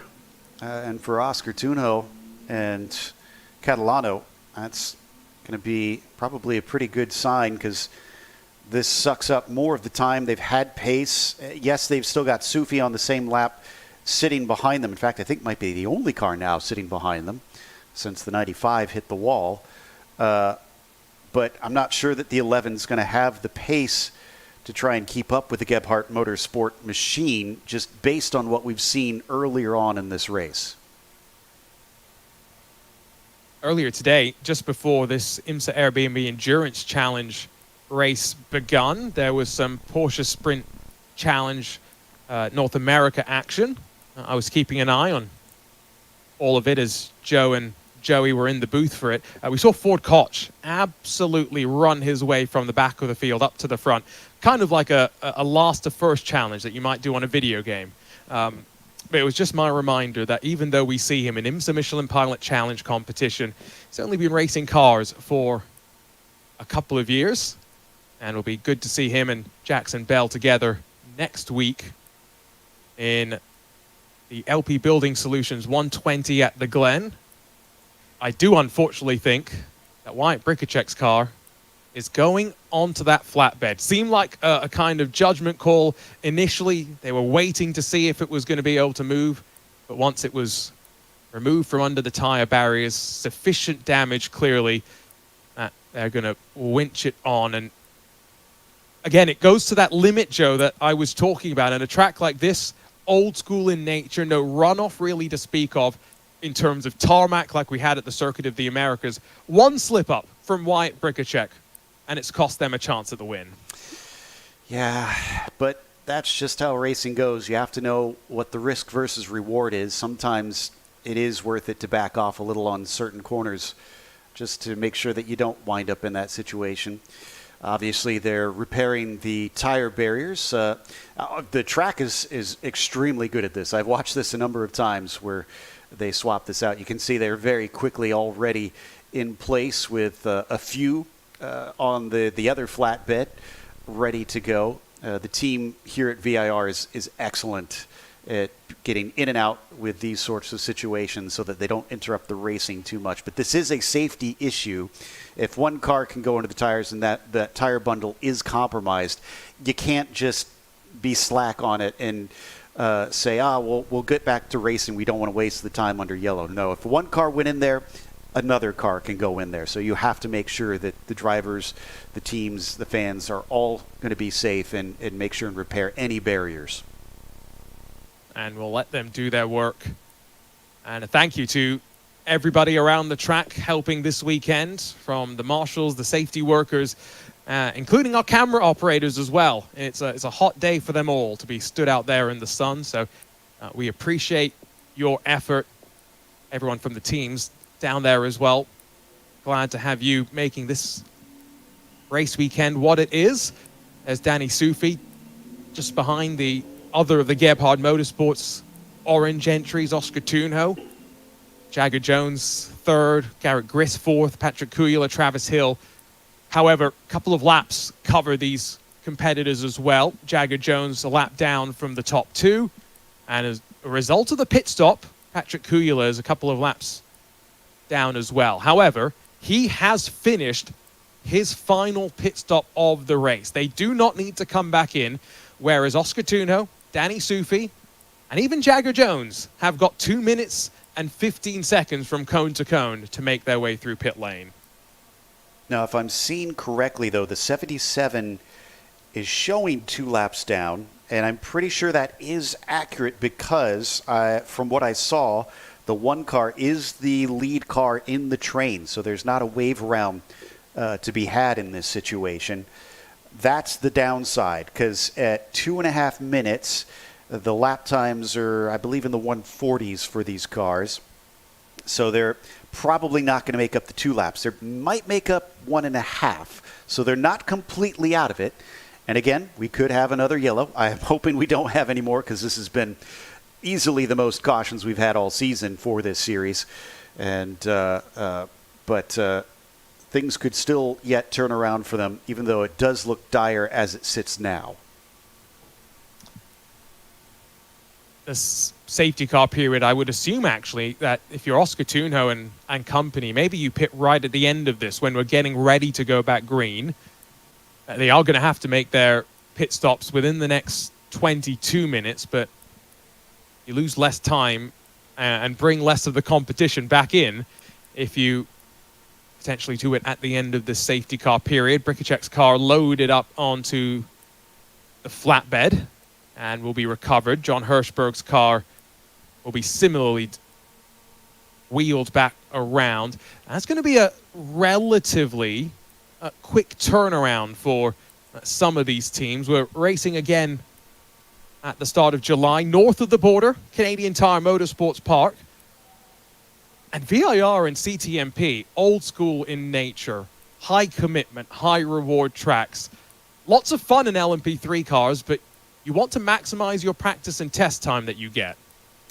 And this track is probably a pretty good test. Now, there's a lot more slower corners, not many more here compared to Canadian Tire Motorsport Park. But if you've got a car that feels balanced at the high speed sections here, then you've probably got a good setup start for CTMP when you head up north. So no doubt the teams will be using that information as well as they can. Speaking of information, we're hearing from Joey that Gebhardt looks like they are preparing to be coming in.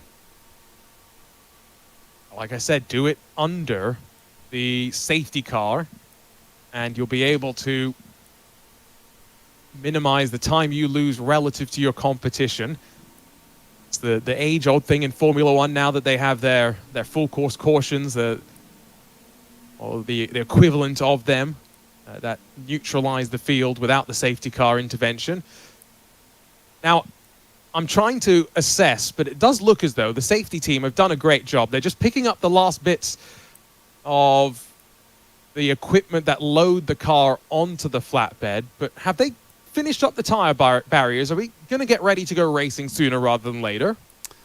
I'm trying to see if that gap is supposed to be there, because it looks like behind one of the vehicles I see an opening to the Armco, and it might be that they have to get that flatbed out of the way before they can access that point, but don't quote me on that. We'll see. Did we get the one team? No, they did not pit in that time. Interesting. So they carried on.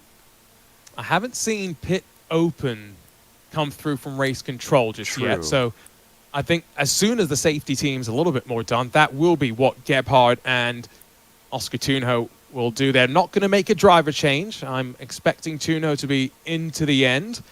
Expect Danny Sufi to be into the end as well. The pin axis orange number 11.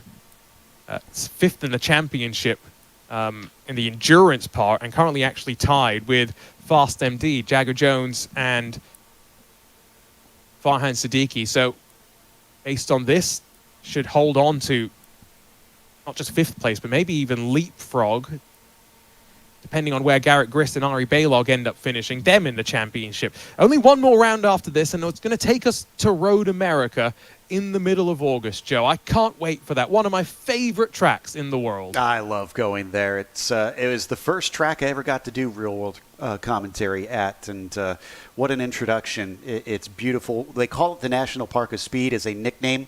It's extremely fitting. The grounds are absolutely gorgeous. It is like walking through a park as you are all over that place, and some incredible views. If any fans have been thinking about going to racetracks, VIR is one of them I definitely recommend going to, and Road America as well should be at the top of your list of North American circuits. That will be the last of our endurance rounds. VP sports car racing action continues, though, including the week after that, when the GT4 cars return here to VIR alongside of the Michelin GT Challenge.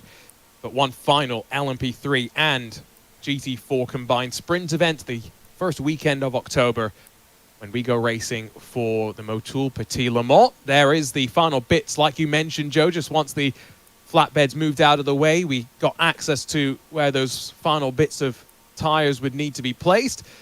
But what that should mean is within the next lap or so, the pit lane should be opened, and I have no doubts the number 1 is going to be making a beeline to its box. Yeah, I think that's probably the frustrating thing for them. I imagine they're needing those tires to be put in place because they don't want a car that is out of position speeding its way back up to the tail of the train. So they need to wait for that work to be done before they can open the pit lane and allow cars to kind of be going full tilt, or at least close to full tilt, around the track. Now, I do believe... Now, has the 11 taken their second stop? I don't believe they have. No, they will also pit with the number 1. Yes, okay. So that should be both of them. That will release a few cars. I think the 87 should return to the lead lap because of that, so they'll get a wave round. And the 30 with Grist as well should be able to get back. Now, there's a couple others that are 2 laps down, the 77 of Forte and Shopify as well for the number 2 car. Those are the only other remaining cars that are able to continue. So I think actually the 87 is kind of caught between a rock and a hard place, because Jagger Jones also needs to make a second pit stop. Even if you get a lap back now, if you then wait to pit under green, you're going to go a lap down again. Yeah, that's true. So I don't know what they're going to do. You are right, though. Gareth Grist has made both of the pit stops, dealing with damage from contact in the first couple of laps of the race in the opening sector, coming out through NASCAR Bend. But there could be a podium on the cards for the sole remaining Tony Driver Development Ligier LMP3 in the field. And what a result that would be for them. And actually would see them likely hold on to 4th in the Airbnb Endurance Challenge points as well. It doesn't have to look pretty when you get to the podium. It just has to get there. So sometimes you take what you can get out of these situations. And good on them for sticking with it. Luck obviously helped them out quite a bit in terms of putting them in this spot. But you can't look a gift horse in the mouth. And as we go by, they've at least, it looks like, got the first of the tires. And then we've got that last one off to the middle of our screen for the backhoe to kind of shove into place. That should be it from what I can see. And likely then pits will be opened, like we said, in the next couple of laps.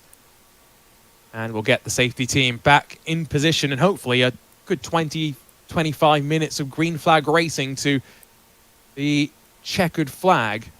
And after that, our IMSA community, our IMSA fans can start looking forward to next weekend's Sailing 6 Hours of the Glen. Always enjoy a trip up to Watkins Glen.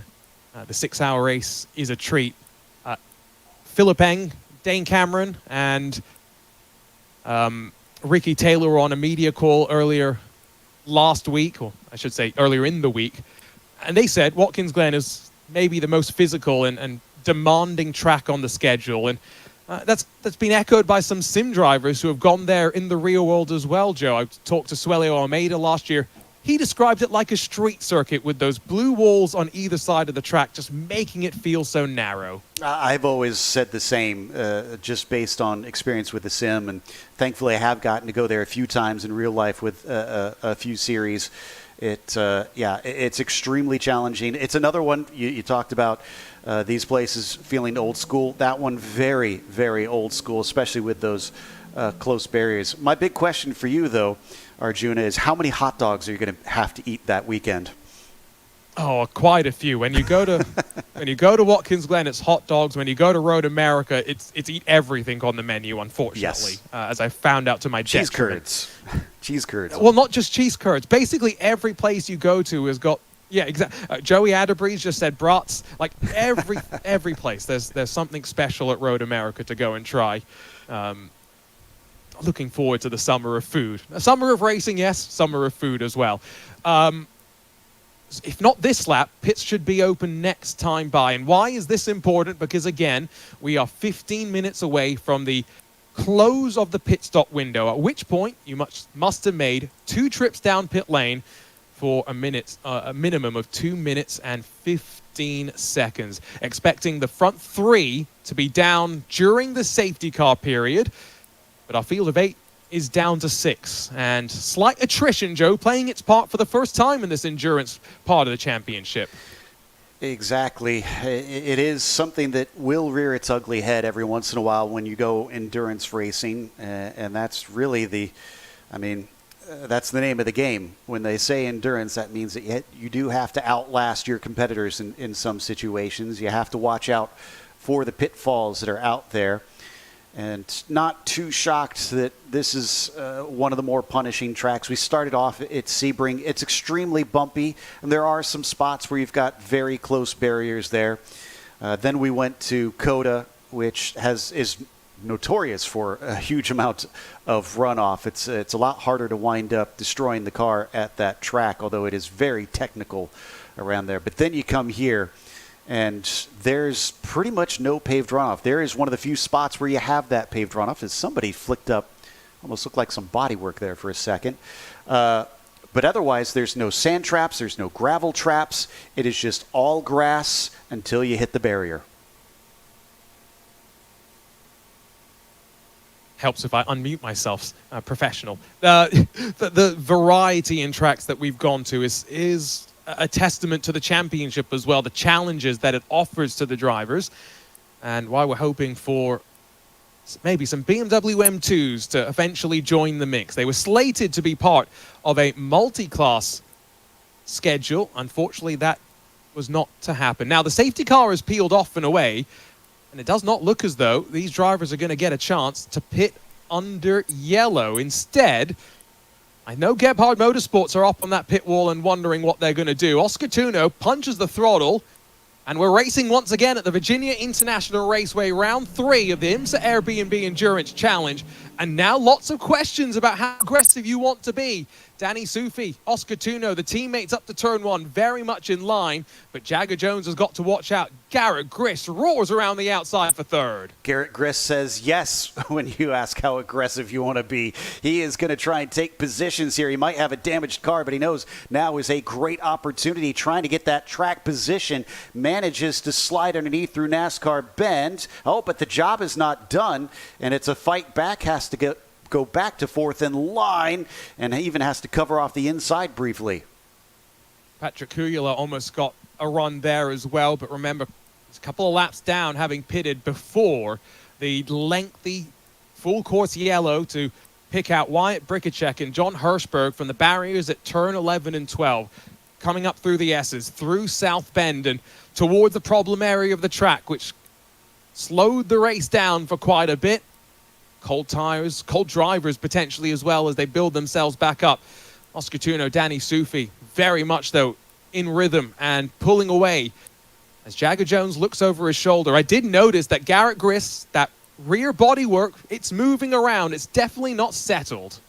It's not doing the job it needs to be. There's Kujala trying to chase, wanted to try and sneak by a little bit earlier. I'm kind of impressed at how much speed Grist has compared to that 87 car of Jagger Jones. Really been hassling him all throughout the lap. You say cold drivers, and I'm sure you mean the not being quite in the rhythm yet as we get pit stops, but there is nothing cold about them right now. They've been circulating with no airflow under the yellow. It's worse when you're under yellow with the heat. Definitely. No, they are sweltering, and we heard the ice packs pass to the drivers when they get out of the car. So the Gebhardt team split the pit stops. Maybe not the worst thing in the world to have Danny Sufi come in on the lap after Oscar Tunho, but it's going to be fuel first. Jagger Jones is also in the number 87. Here come the tires. Now, stickers or not, for 24 minutes, I don't think you want stickers. I think you want maybe a slightly scrub set, and it's not stickers. It does look slightly worn. Yep, I agree. That looks to me like a scrubbed set for the remaining part of this race. There's not enough time to really use fresh tires here with only 23 minutes. You're not going to make up a whole lot of time, but they do need to nail this pit stop. You don't want to give away anything extra. Kind of a shame for them that they're going to have to do this under green now and give up more time than they probably would have wanted as Sufi remains out. Well, they slightly benefited, I guess, in some ways from the previous caution as much as it didn't help them necessarily. Racing is racing. Not always going to go your way. 2 minutes, 15 seconds from pit entry to pit exit. That's the minimum time. And in any series with a minimum pit stop time, the teams will be looking to try and find every 10th of a second they can. Garrett Grist, a little bit of smoke still coming out of the back of the car. I'm not sure if that's brake locking in through some corners, if there's still a bit of bodywork rub on that right rear. Let's keep an eye on it with 20 minutes to push to the end. He's got a podium in his hands right now. Patrick Kujala and Travis Hill are on the same lap and fighting as well for 4th and 5th positions. And those are valuable championship points. Those are the two cars fighting in the Bronze Cup at the lead right now. Grist now gaining position. And once that 11 pits in, that means that 30 is actually in position to possibly lead this race, because we're finally seeing those two cars emerge. Tunho and Jones will return to the race with a bit of a gap to try and make up. That's going to be difficult, and the 30 rather, is going to have to boogie. So Ari Balog, Garrett Grist actually benefiting from, I think, that second sequence of a full course yellow. Very much so. We'll keep an eye on that. Patrick Kujala still 2 laps down, though, so they were one of the big losers, I would argue. Even if they had taken the pass around, Joe, they would still be a lap down. Exactly. So, unfortunately, just hasn't worked out for them as we see these 4 carry on that has stayed out. But again, we do expect that the lead car in the train owes us a pit stop. And look at the great timing for both the 1 and the 87, about 1.2 and 1.1 seconds over. That gives up a little bit of time, but that's pretty darn close. And there's more of that puff of smoke, that concerning little dash that comes out of the back of that 30 each and every time they crest the hill. And just look at it flap around. Here comes Sufi in the number 11, the Pinaxis car. Run through the Gebhardt stable still. They've got plenty of experience in running LMP3 machines on both sides of the pond. Here comes the pit crew, and once again, it's going to be fuel first. We got word from Joey that they actually put a little bit of tape on the window of the number 1 just to try and prevent it from opening slightly. So maybe a little bit of disruption there for the driver. But now with the fuel filled up, the windshield's going to get a nice wipe. Move your right leg, please, sir. I need to try and get this wheel off the car. It might seem like these there's not much to these pit stops, but there is still lots of coordination. And is that a wing adjustment we just saw? And it doesn't look like they've actually changed the tires. Maybe just a slight pressure adjustment based on what Joey Atterbury had seen. And indeed, yeah, that's what you're seeing now. A quick pressure and check around all four corners of the car, but no new tires, be it stickers or scrubs. And Danny Sufi was 1 lap ahead of Garrett Grist at the time of coming down in towards pit lane. He's going to drop behind Oscar Tuno. Garrett Grist is going to lead this race with 20 minutes left to go and about a 30-second gap up front. And yeah, you can see him just coming through roller coaster here. This is another one of those danger zones that I'm kind of surprised hasn't been another spot that we've seen a lot of incidents. There's been a few over the course of the weekend, but none for here in the Airbnb Endurance Challenge, or at least not that we've seen during the race itself. And where is our leader? Are they still sitting stationary? Yeah, Grist has retaken the lead. They're still in their stall. At least a couple more seconds before I think they can pull away. Remember, 2 minutes 15. Can't be under that by the time you break the line at the end of pit exit. What a remarkable day it's been for this team. Don't think Garrett Grist would have expected this when he talked to Joey about an hour and 20 minutes ago post-incident and reported back on the damage. He said it was struggling in the high-speed corners, struggling under the brakes as well. And we said, well, that's basically the entire lap here at VIR. But he's found a way to drag the lap time out of the machine and continues to put in some decent lap times as well. Fastest on track, and that includes Oscar Tunho and Patrick Kuyla last time around. Danny Sufi cuts the margin even finer, Joe. 0.6 of a second above the minimum time. Wow.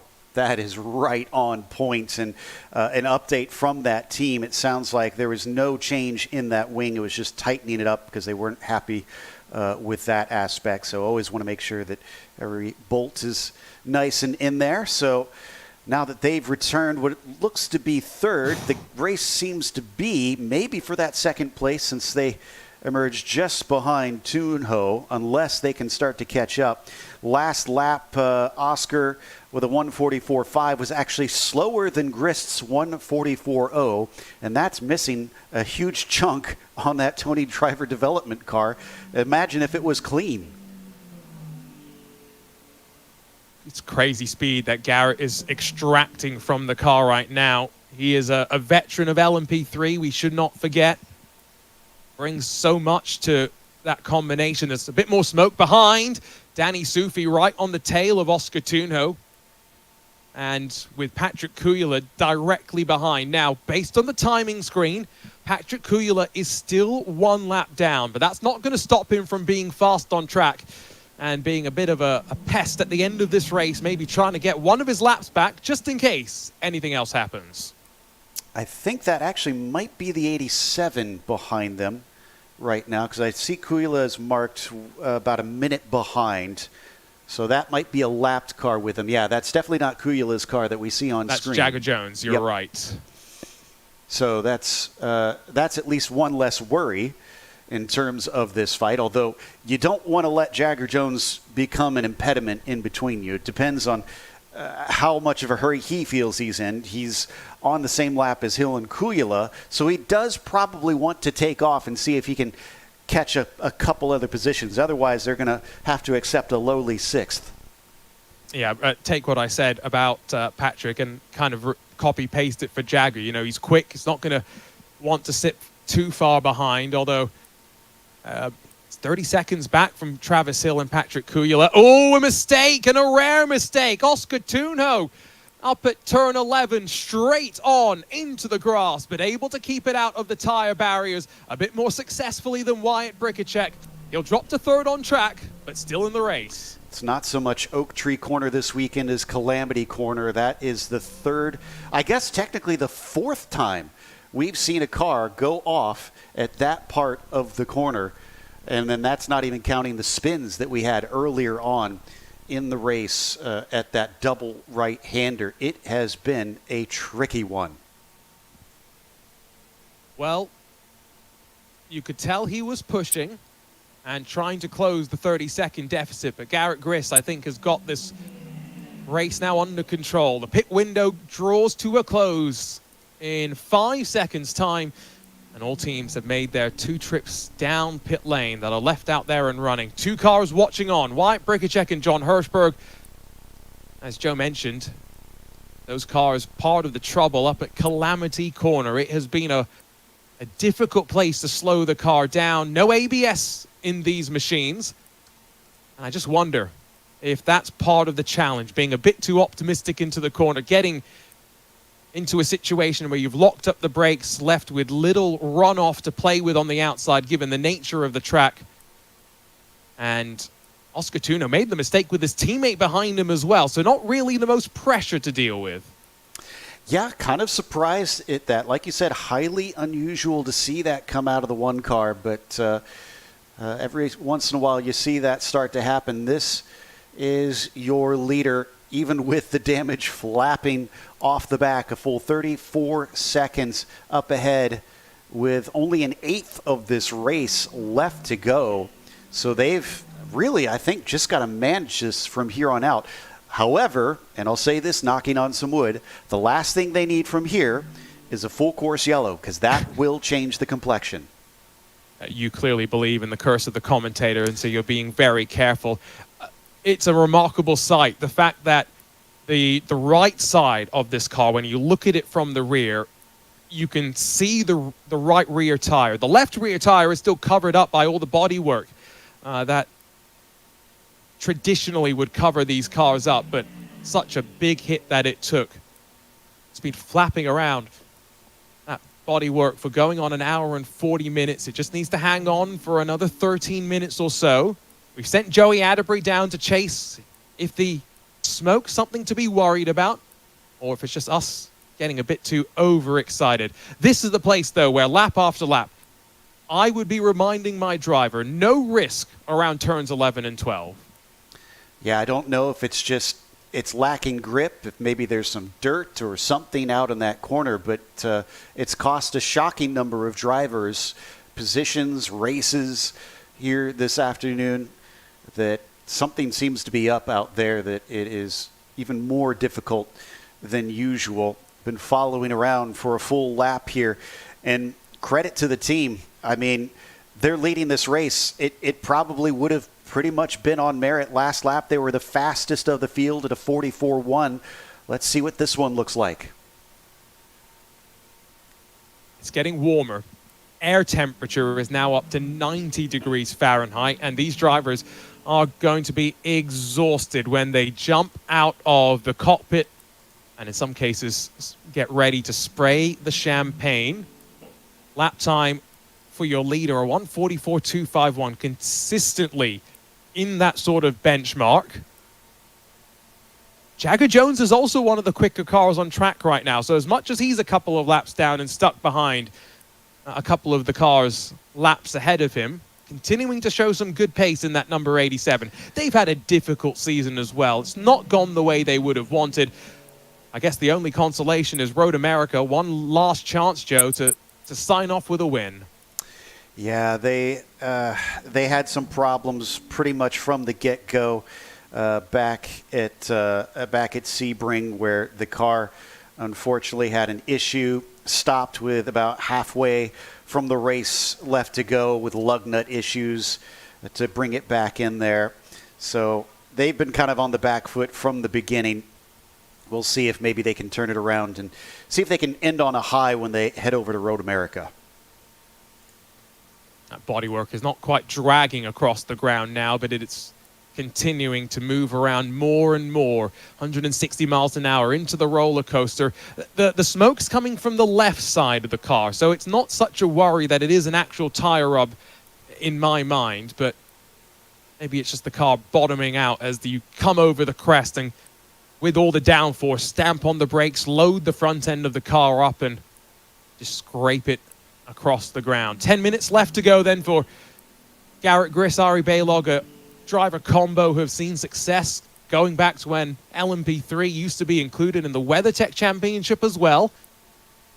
But very different sort of race for them. Danny Sufi in second place has had a quiet day, but a very solid day as well, I would say, Joe. I agree. It's going to be a nice second place there for the 11, kind of another one that benefited from all the yellow flag shenanigans and their pit stop strategy. But then they've also managed to stay out of trouble compared to the one who probably would have been fighting them for that second place if it hadn't been for that mistake that they just made. And Oscar Tunho, I'm seeing the laps, he's not gaining. He's actually losing, it seems, and consistently up to the Panaxis car. I would not be surprised if the message has been sent to just back off. There's no reason to take any risk right now. We need the points heading into the final round of the championship. I'm just trying to do the math right now myself, which is always a dangerous proposition. I always say never trust the commentator's math. The one thing that I do know for sure is Wyatt Brikacek in the Tony Driver Development number 95 alongside of Lincoln Day and Titus Sherlock as second drivers this season. This result is not going to effectively take them out of the championship, but all but likely takes them out of any championship hopes. Effectively, they'll need the rest of their competition to suffer a similar DNF at Road America. Yeah, the last thing you want is that compromising you, but that is partly going to be preparation leading up to that race, and then also keeping that in mind in the race itself, not making mistakes like we saw through Oak Tree Corner out there. If you go wide at places such as the kink, you can wind up ending your race, I think, to Bill Mitchell Bend, which is also a corner where you can just have a simple off and suddenly it can end your day. You have to think big picture when you're dealing with a championship fight. And it isn't always 100% attack at every single corner of the track. Sometimes it is what will bring us home to a victory. I think I've got at least the top four correct. It will be Gebhard with 950 points. Fortes, number 77, Kuyla and Thenis with 920 points. So 30-point gap between them. And then 910 points for Ari Baylog and for Garrett Grist. So that's within 40 points of the championship leader. And that means that Oscar Tunho, Valentino Catalano cannot relax, because if they finish off the podium, the door gets opened up to the rest of the competition. So those are the stakes, at least laid out for us provisionally. Still maybe some questions to be answered in the next 7 minutes, but 37 seconds, the gap up front. Garrett Grist is managing the situation beautifully right now. Travis Hill, Patrick Kuyla, the gap between them has grown as well, and that's important. Why? Because, Joe, that's the battle for the season-long Bronze Drivers' Championship. These are points that Brian Thenis and Travis Hill will collect across both endurance and sprint points. And I guess the good news for them is that Farhan Siddiqui in third, obviously not going to be coming home with a whole lot of points. With him sharing with Jagger Jones down in that 87, they're looking pretty solidly in that sixth place at this stage. But yeah, there's multiple things that you're juggling out there. Almost sometimes matters which championship is most important to you, depending on which ones you are entered into, because IMSA certainly gives you some options as to what everybody is fighting for. It's been a really nice addition, this Airbnb Endurance Challenge for the P3 drivers. For some of them, their driver coaches on a regular sprint weekend can now jump in and race alongside. Your driver coach can sometimes do some practice, of course, on a sprint weekend, but it's not the same level of information that they can gather as during a traditional race weekend. With that comes some compromise, of course. Somewhat limited practice, although I think this was the first weekend in which we had 3 practice sessions, so a bit more time to maybe improve your car between the sessions. Although, again, full credit to Tony Driver Development for rebuilding the number 95 after free practice 1. That aerial shot, Joe, told me a bit more of the story. It looks like a bit of left rear locking potentially as they come up to that one brake zone. I wonder if that's an aftermath, a lingering impacts of that contact in the opening sector. Yeah, it could be. It looked even worse, honestly, from above, which is strange. Usually it looks worse when you're down low to the ground and you're looking through the smoke. So that's a little bit concerning to me. They only have to last about 5 more minutes. I'm sure everybody's crossing their fingers that it is not something worse out there. It could be that lockup. If that was the case, though, I would think there would be some serious issues with some flat spots by now, unless it's a very cadence-breaking kind of lockup each and every lap. I would assume that he's adapted his style. Looks like a bit of a rough ride, bouncing over the curbs as well. But another 144.403, so a consistency at least is what he's extracted. And you are right as well, Oscar Tunjo, another 146, so consistently now a couple of seconds, not just slower than the race leader, but slower than his teammate Danny Sufi as well. And what would I assume is a very similar car. In fact, last lap for Oscar Tunjo, 147, so he's almost 3 seconds off the pace right now. One thing we haven't considered is that they took a ride through the grass. Now, I don't know that there's anything major they could have hit through there, but it could have been that maybe something underneath the car, something with the splitter, the floor could have taken some damage, and that might be slowing the car down as well. Obviously, he didn't get into the wall, but whenever you go off track, there is always the danger that you mess up something because these cars are not designed to mow the lawn. Now, as much as sometimes we do try to send them out into the lawnmower service, or maybe that's just the competition out on track, I believe with the lap times hovering around the 1 minute 44s, Garrett Grist might still have 3 laps left to complete, including the lap that he's on. But he's in full control, 40 seconds clear with Danny Sufi, the next quickest car on track right now. Everyone is very much, I think, started to feel the heat. And I mean that literally, Joe. I think our podium interviews, or at least our winner interview, we're going to see a driver mentally and physically drained.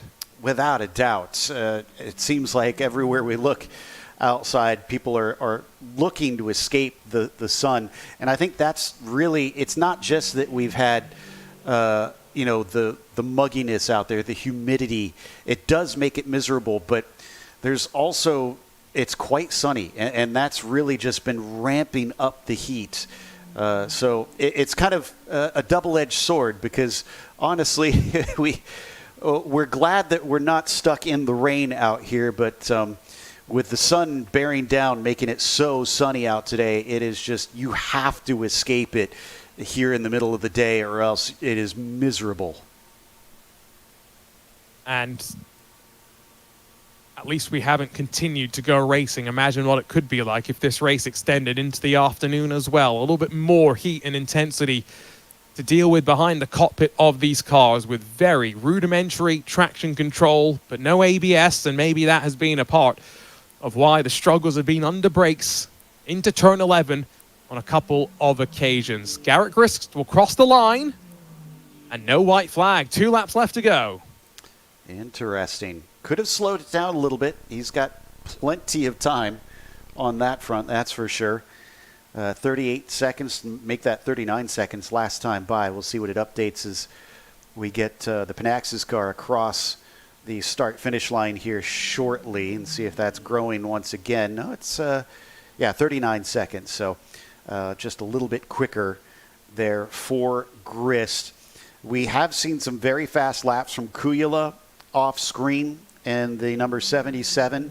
It's just unfortunate that the Forte racing car was so far behind the one of Tunjo that even though he's multiple seconds a lap quicker, there just wasn't enough race to try and get to the podium.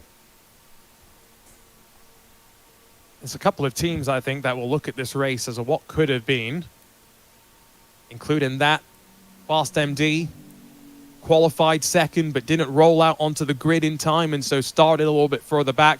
That put Farhan Siddiqui in the position to be involved in the incident with Garrett Grist, and while one of them runs at the back of the field, one of them runs at the front. Quite a remarkable set of stories that we'll be talking about after this one. One lap will be left to go, and just going back through the record books.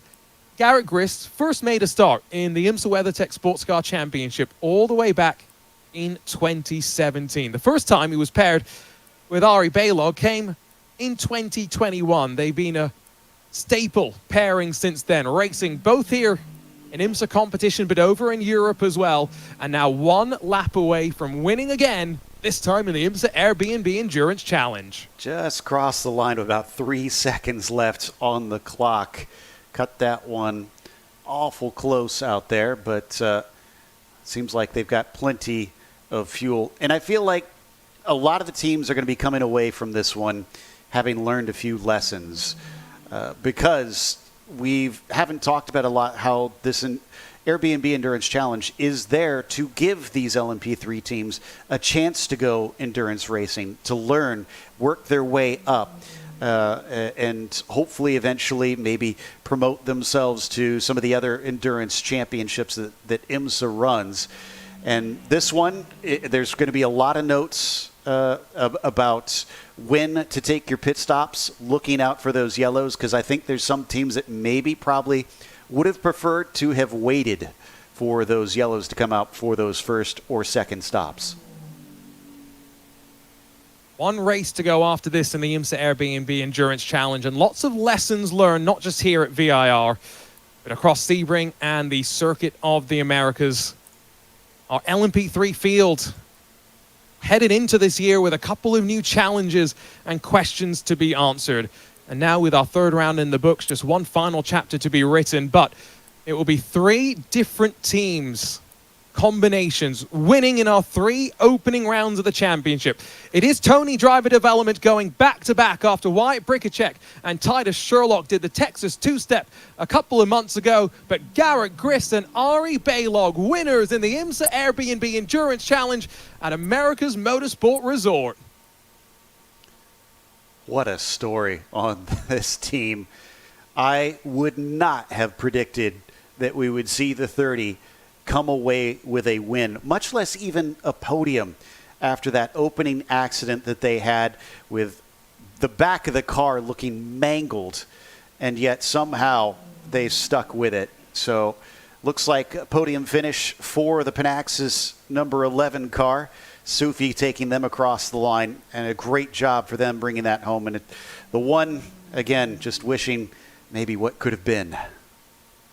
And Garrett Grist, Ari Balog, not just the overall winners, but our Bronze Cup winners as well, as Danny Sufi, 40 seconds adrift, will come to the line. A bit more of a wait for Oscar Tunho, who will be the final driver to see the checkered flag. Patrick Kuyla, Travis Hill, and Jagger Jones already seeing the 2-hour race come to an end. But after starting up front for a 3rd consecutive race, it's a 2nd race on the bounce that Gebhard Motorsports dropped to 3rd and don't hold on to the pole position. A look at the provisional results, and Tony Driver Development, a 2nd win, but this time it's the 30. Garrett Grist and Ari Balog, a full 40 seconds clear of Danny Sufi in the lead. Pin axis zone 4 by Gebhardt Duquesne. Now, Oscar Tunho made an uncharacteristic mistake and one that he'll look to bounce back from next time out at the circuit, Canadian Tire Motorsports Park. But those 3, the final on the lead lap. Patrick Kuyla, Brian Thienes, slightly caught out by the timing of one caution. They finished 4th after some good lap times, at least on the board. Travis Hill, Shopify Racing, crossed the line in 5th. And the final finisher, Jagger Jones, Fast MD with Remstar. Wyatt Bricacek, Tony Driver Development, and John Hirschberg for Forte Racing both slipped up at turn 11 and 12, and both retired at the very same time. Well, Joe, we'll get ready to catch up with our winners in a couple of moments' time, but a hot, humid day at VIR and an interesting race with some attrition for the very first time. And it was certainly a unique one, not just the attrition coming out here compared to the previous races, but a lot of yellows compared to the previous races, really changing the shape of the strategy calls here in the IMSA Airbnb Endurance Challenge, that everybody got thrown for a loop and some adapted better than others. And in fact, I think the interesting thing is it wasn't just the same thing happening time and time again with those yellows in terms of who it did to what. It seemed like it always was a different effect for different teams. The reality of this race, like you say, different for different teams, and that's what makes endurance racing, even just 2 hours, so unique. And I think this is part of why I sometimes agree and disagree with the comment that the regular 2 hour and 40 IMSA race length is not an endurance race, because it both is, but modern racing, it's become a bit more of a sprint as well. Canadian Tire Motorsports Park up next in about 3 weeks' time, July 10th through the 12th. It will be an opportunity for some of these teams, Joe, to be back out in action, but alongside of the GT4 cars as well. So a very different sort of thing as here come our winners in towards victory lane. Yeah, you can see we've already got Garrett Grist in that 30. This is a much nicer looking side of the car compared to the back of it. I'm sure they want their good side to be shown, as now the driver will finally be able to emerge. We'll see just how worn out they are after 2 hours. Of course, not the entire 2 hours, but a win always brings a little bit more pep into your step there, Arjuna. He ended up doing, what, close to 1 hour and 17 minutes. That included time behind the wheel under safety car without the air flowing. And the team celebrating. I saw one of the engineers take a quick look at the damage on the back. Maybe a quick look to see, well, we won with this? How did that happen? As the helmet finally comes off, and we're about to see how hot and sweaty the driver is. No one handing him ice packs just yet, though. See Joey Atterbury ready to hand him an interview down in victory lane, though. Yeah, standing here with Garrett Grist. Now, when I talked to you earlier in the race, the spirits weren't quite as high, but you put the thing P1, man. Yeah, it was good. It was really good. Honestly, Ari got taken out at the beginning, and we had quite a bit of damage, so I wasn't sure how I was going to drive or how fast we'd be. But Nathan made an incredible strategy call. I mean, that's what won us the race. Honestly, it was a strategy call. I think our pace was actually still quite good for all the damage, but the strategy is what put us in that position. How was the car to drive with all that damage? Like you said, the strategy is really what won you guys the race. But, I mean, you were in the cockpit, and you had to deal with that thing for, what I heard, about 1 hour and 17 minutes. Yeah, it definitely had more oversteer than practice. That's for sure, yeah. Bit of a vibration, bit of right hand down. Yeah, a bit of oversteer. Just a little, yeah, just not ideal. But, I mean, the car was so good this weekend that, yeah, we could almost afford a little bit of that, so. Awesome job out there. You heard it from Garrett. He had a handful. The strategy is what won him the race. Congrats to this entire number 30 team. Back to you, Arjuna. And congratulations to Nathan Toney as well, not just for the strategy call, but for the team that he is building. He's got an eye for talent, a set of young drivers, not all up-and-comers. Wyatt Brikacek's got a pretty decent resume, but lots of people that he sees potential in. And clearly, back-to-back wins for 2 different cars, we should mention, but the team flying on song. I think that's going to wrap it up, though, here for round 3 of the IMSA Airbnb Endurance Challenge. One more round to come at Road America in the middle of August, but plenty more action in the VP Racing Sports Car Challenge in 2026. We'll see you next time.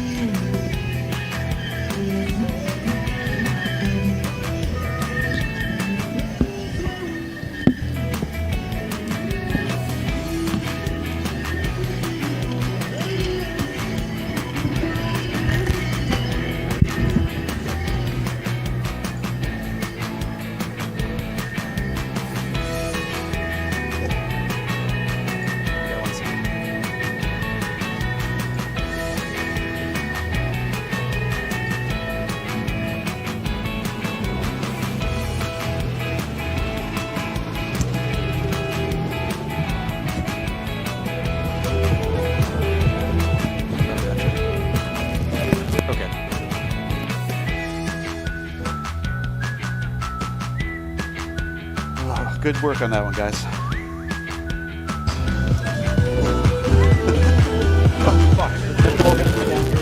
Yeah.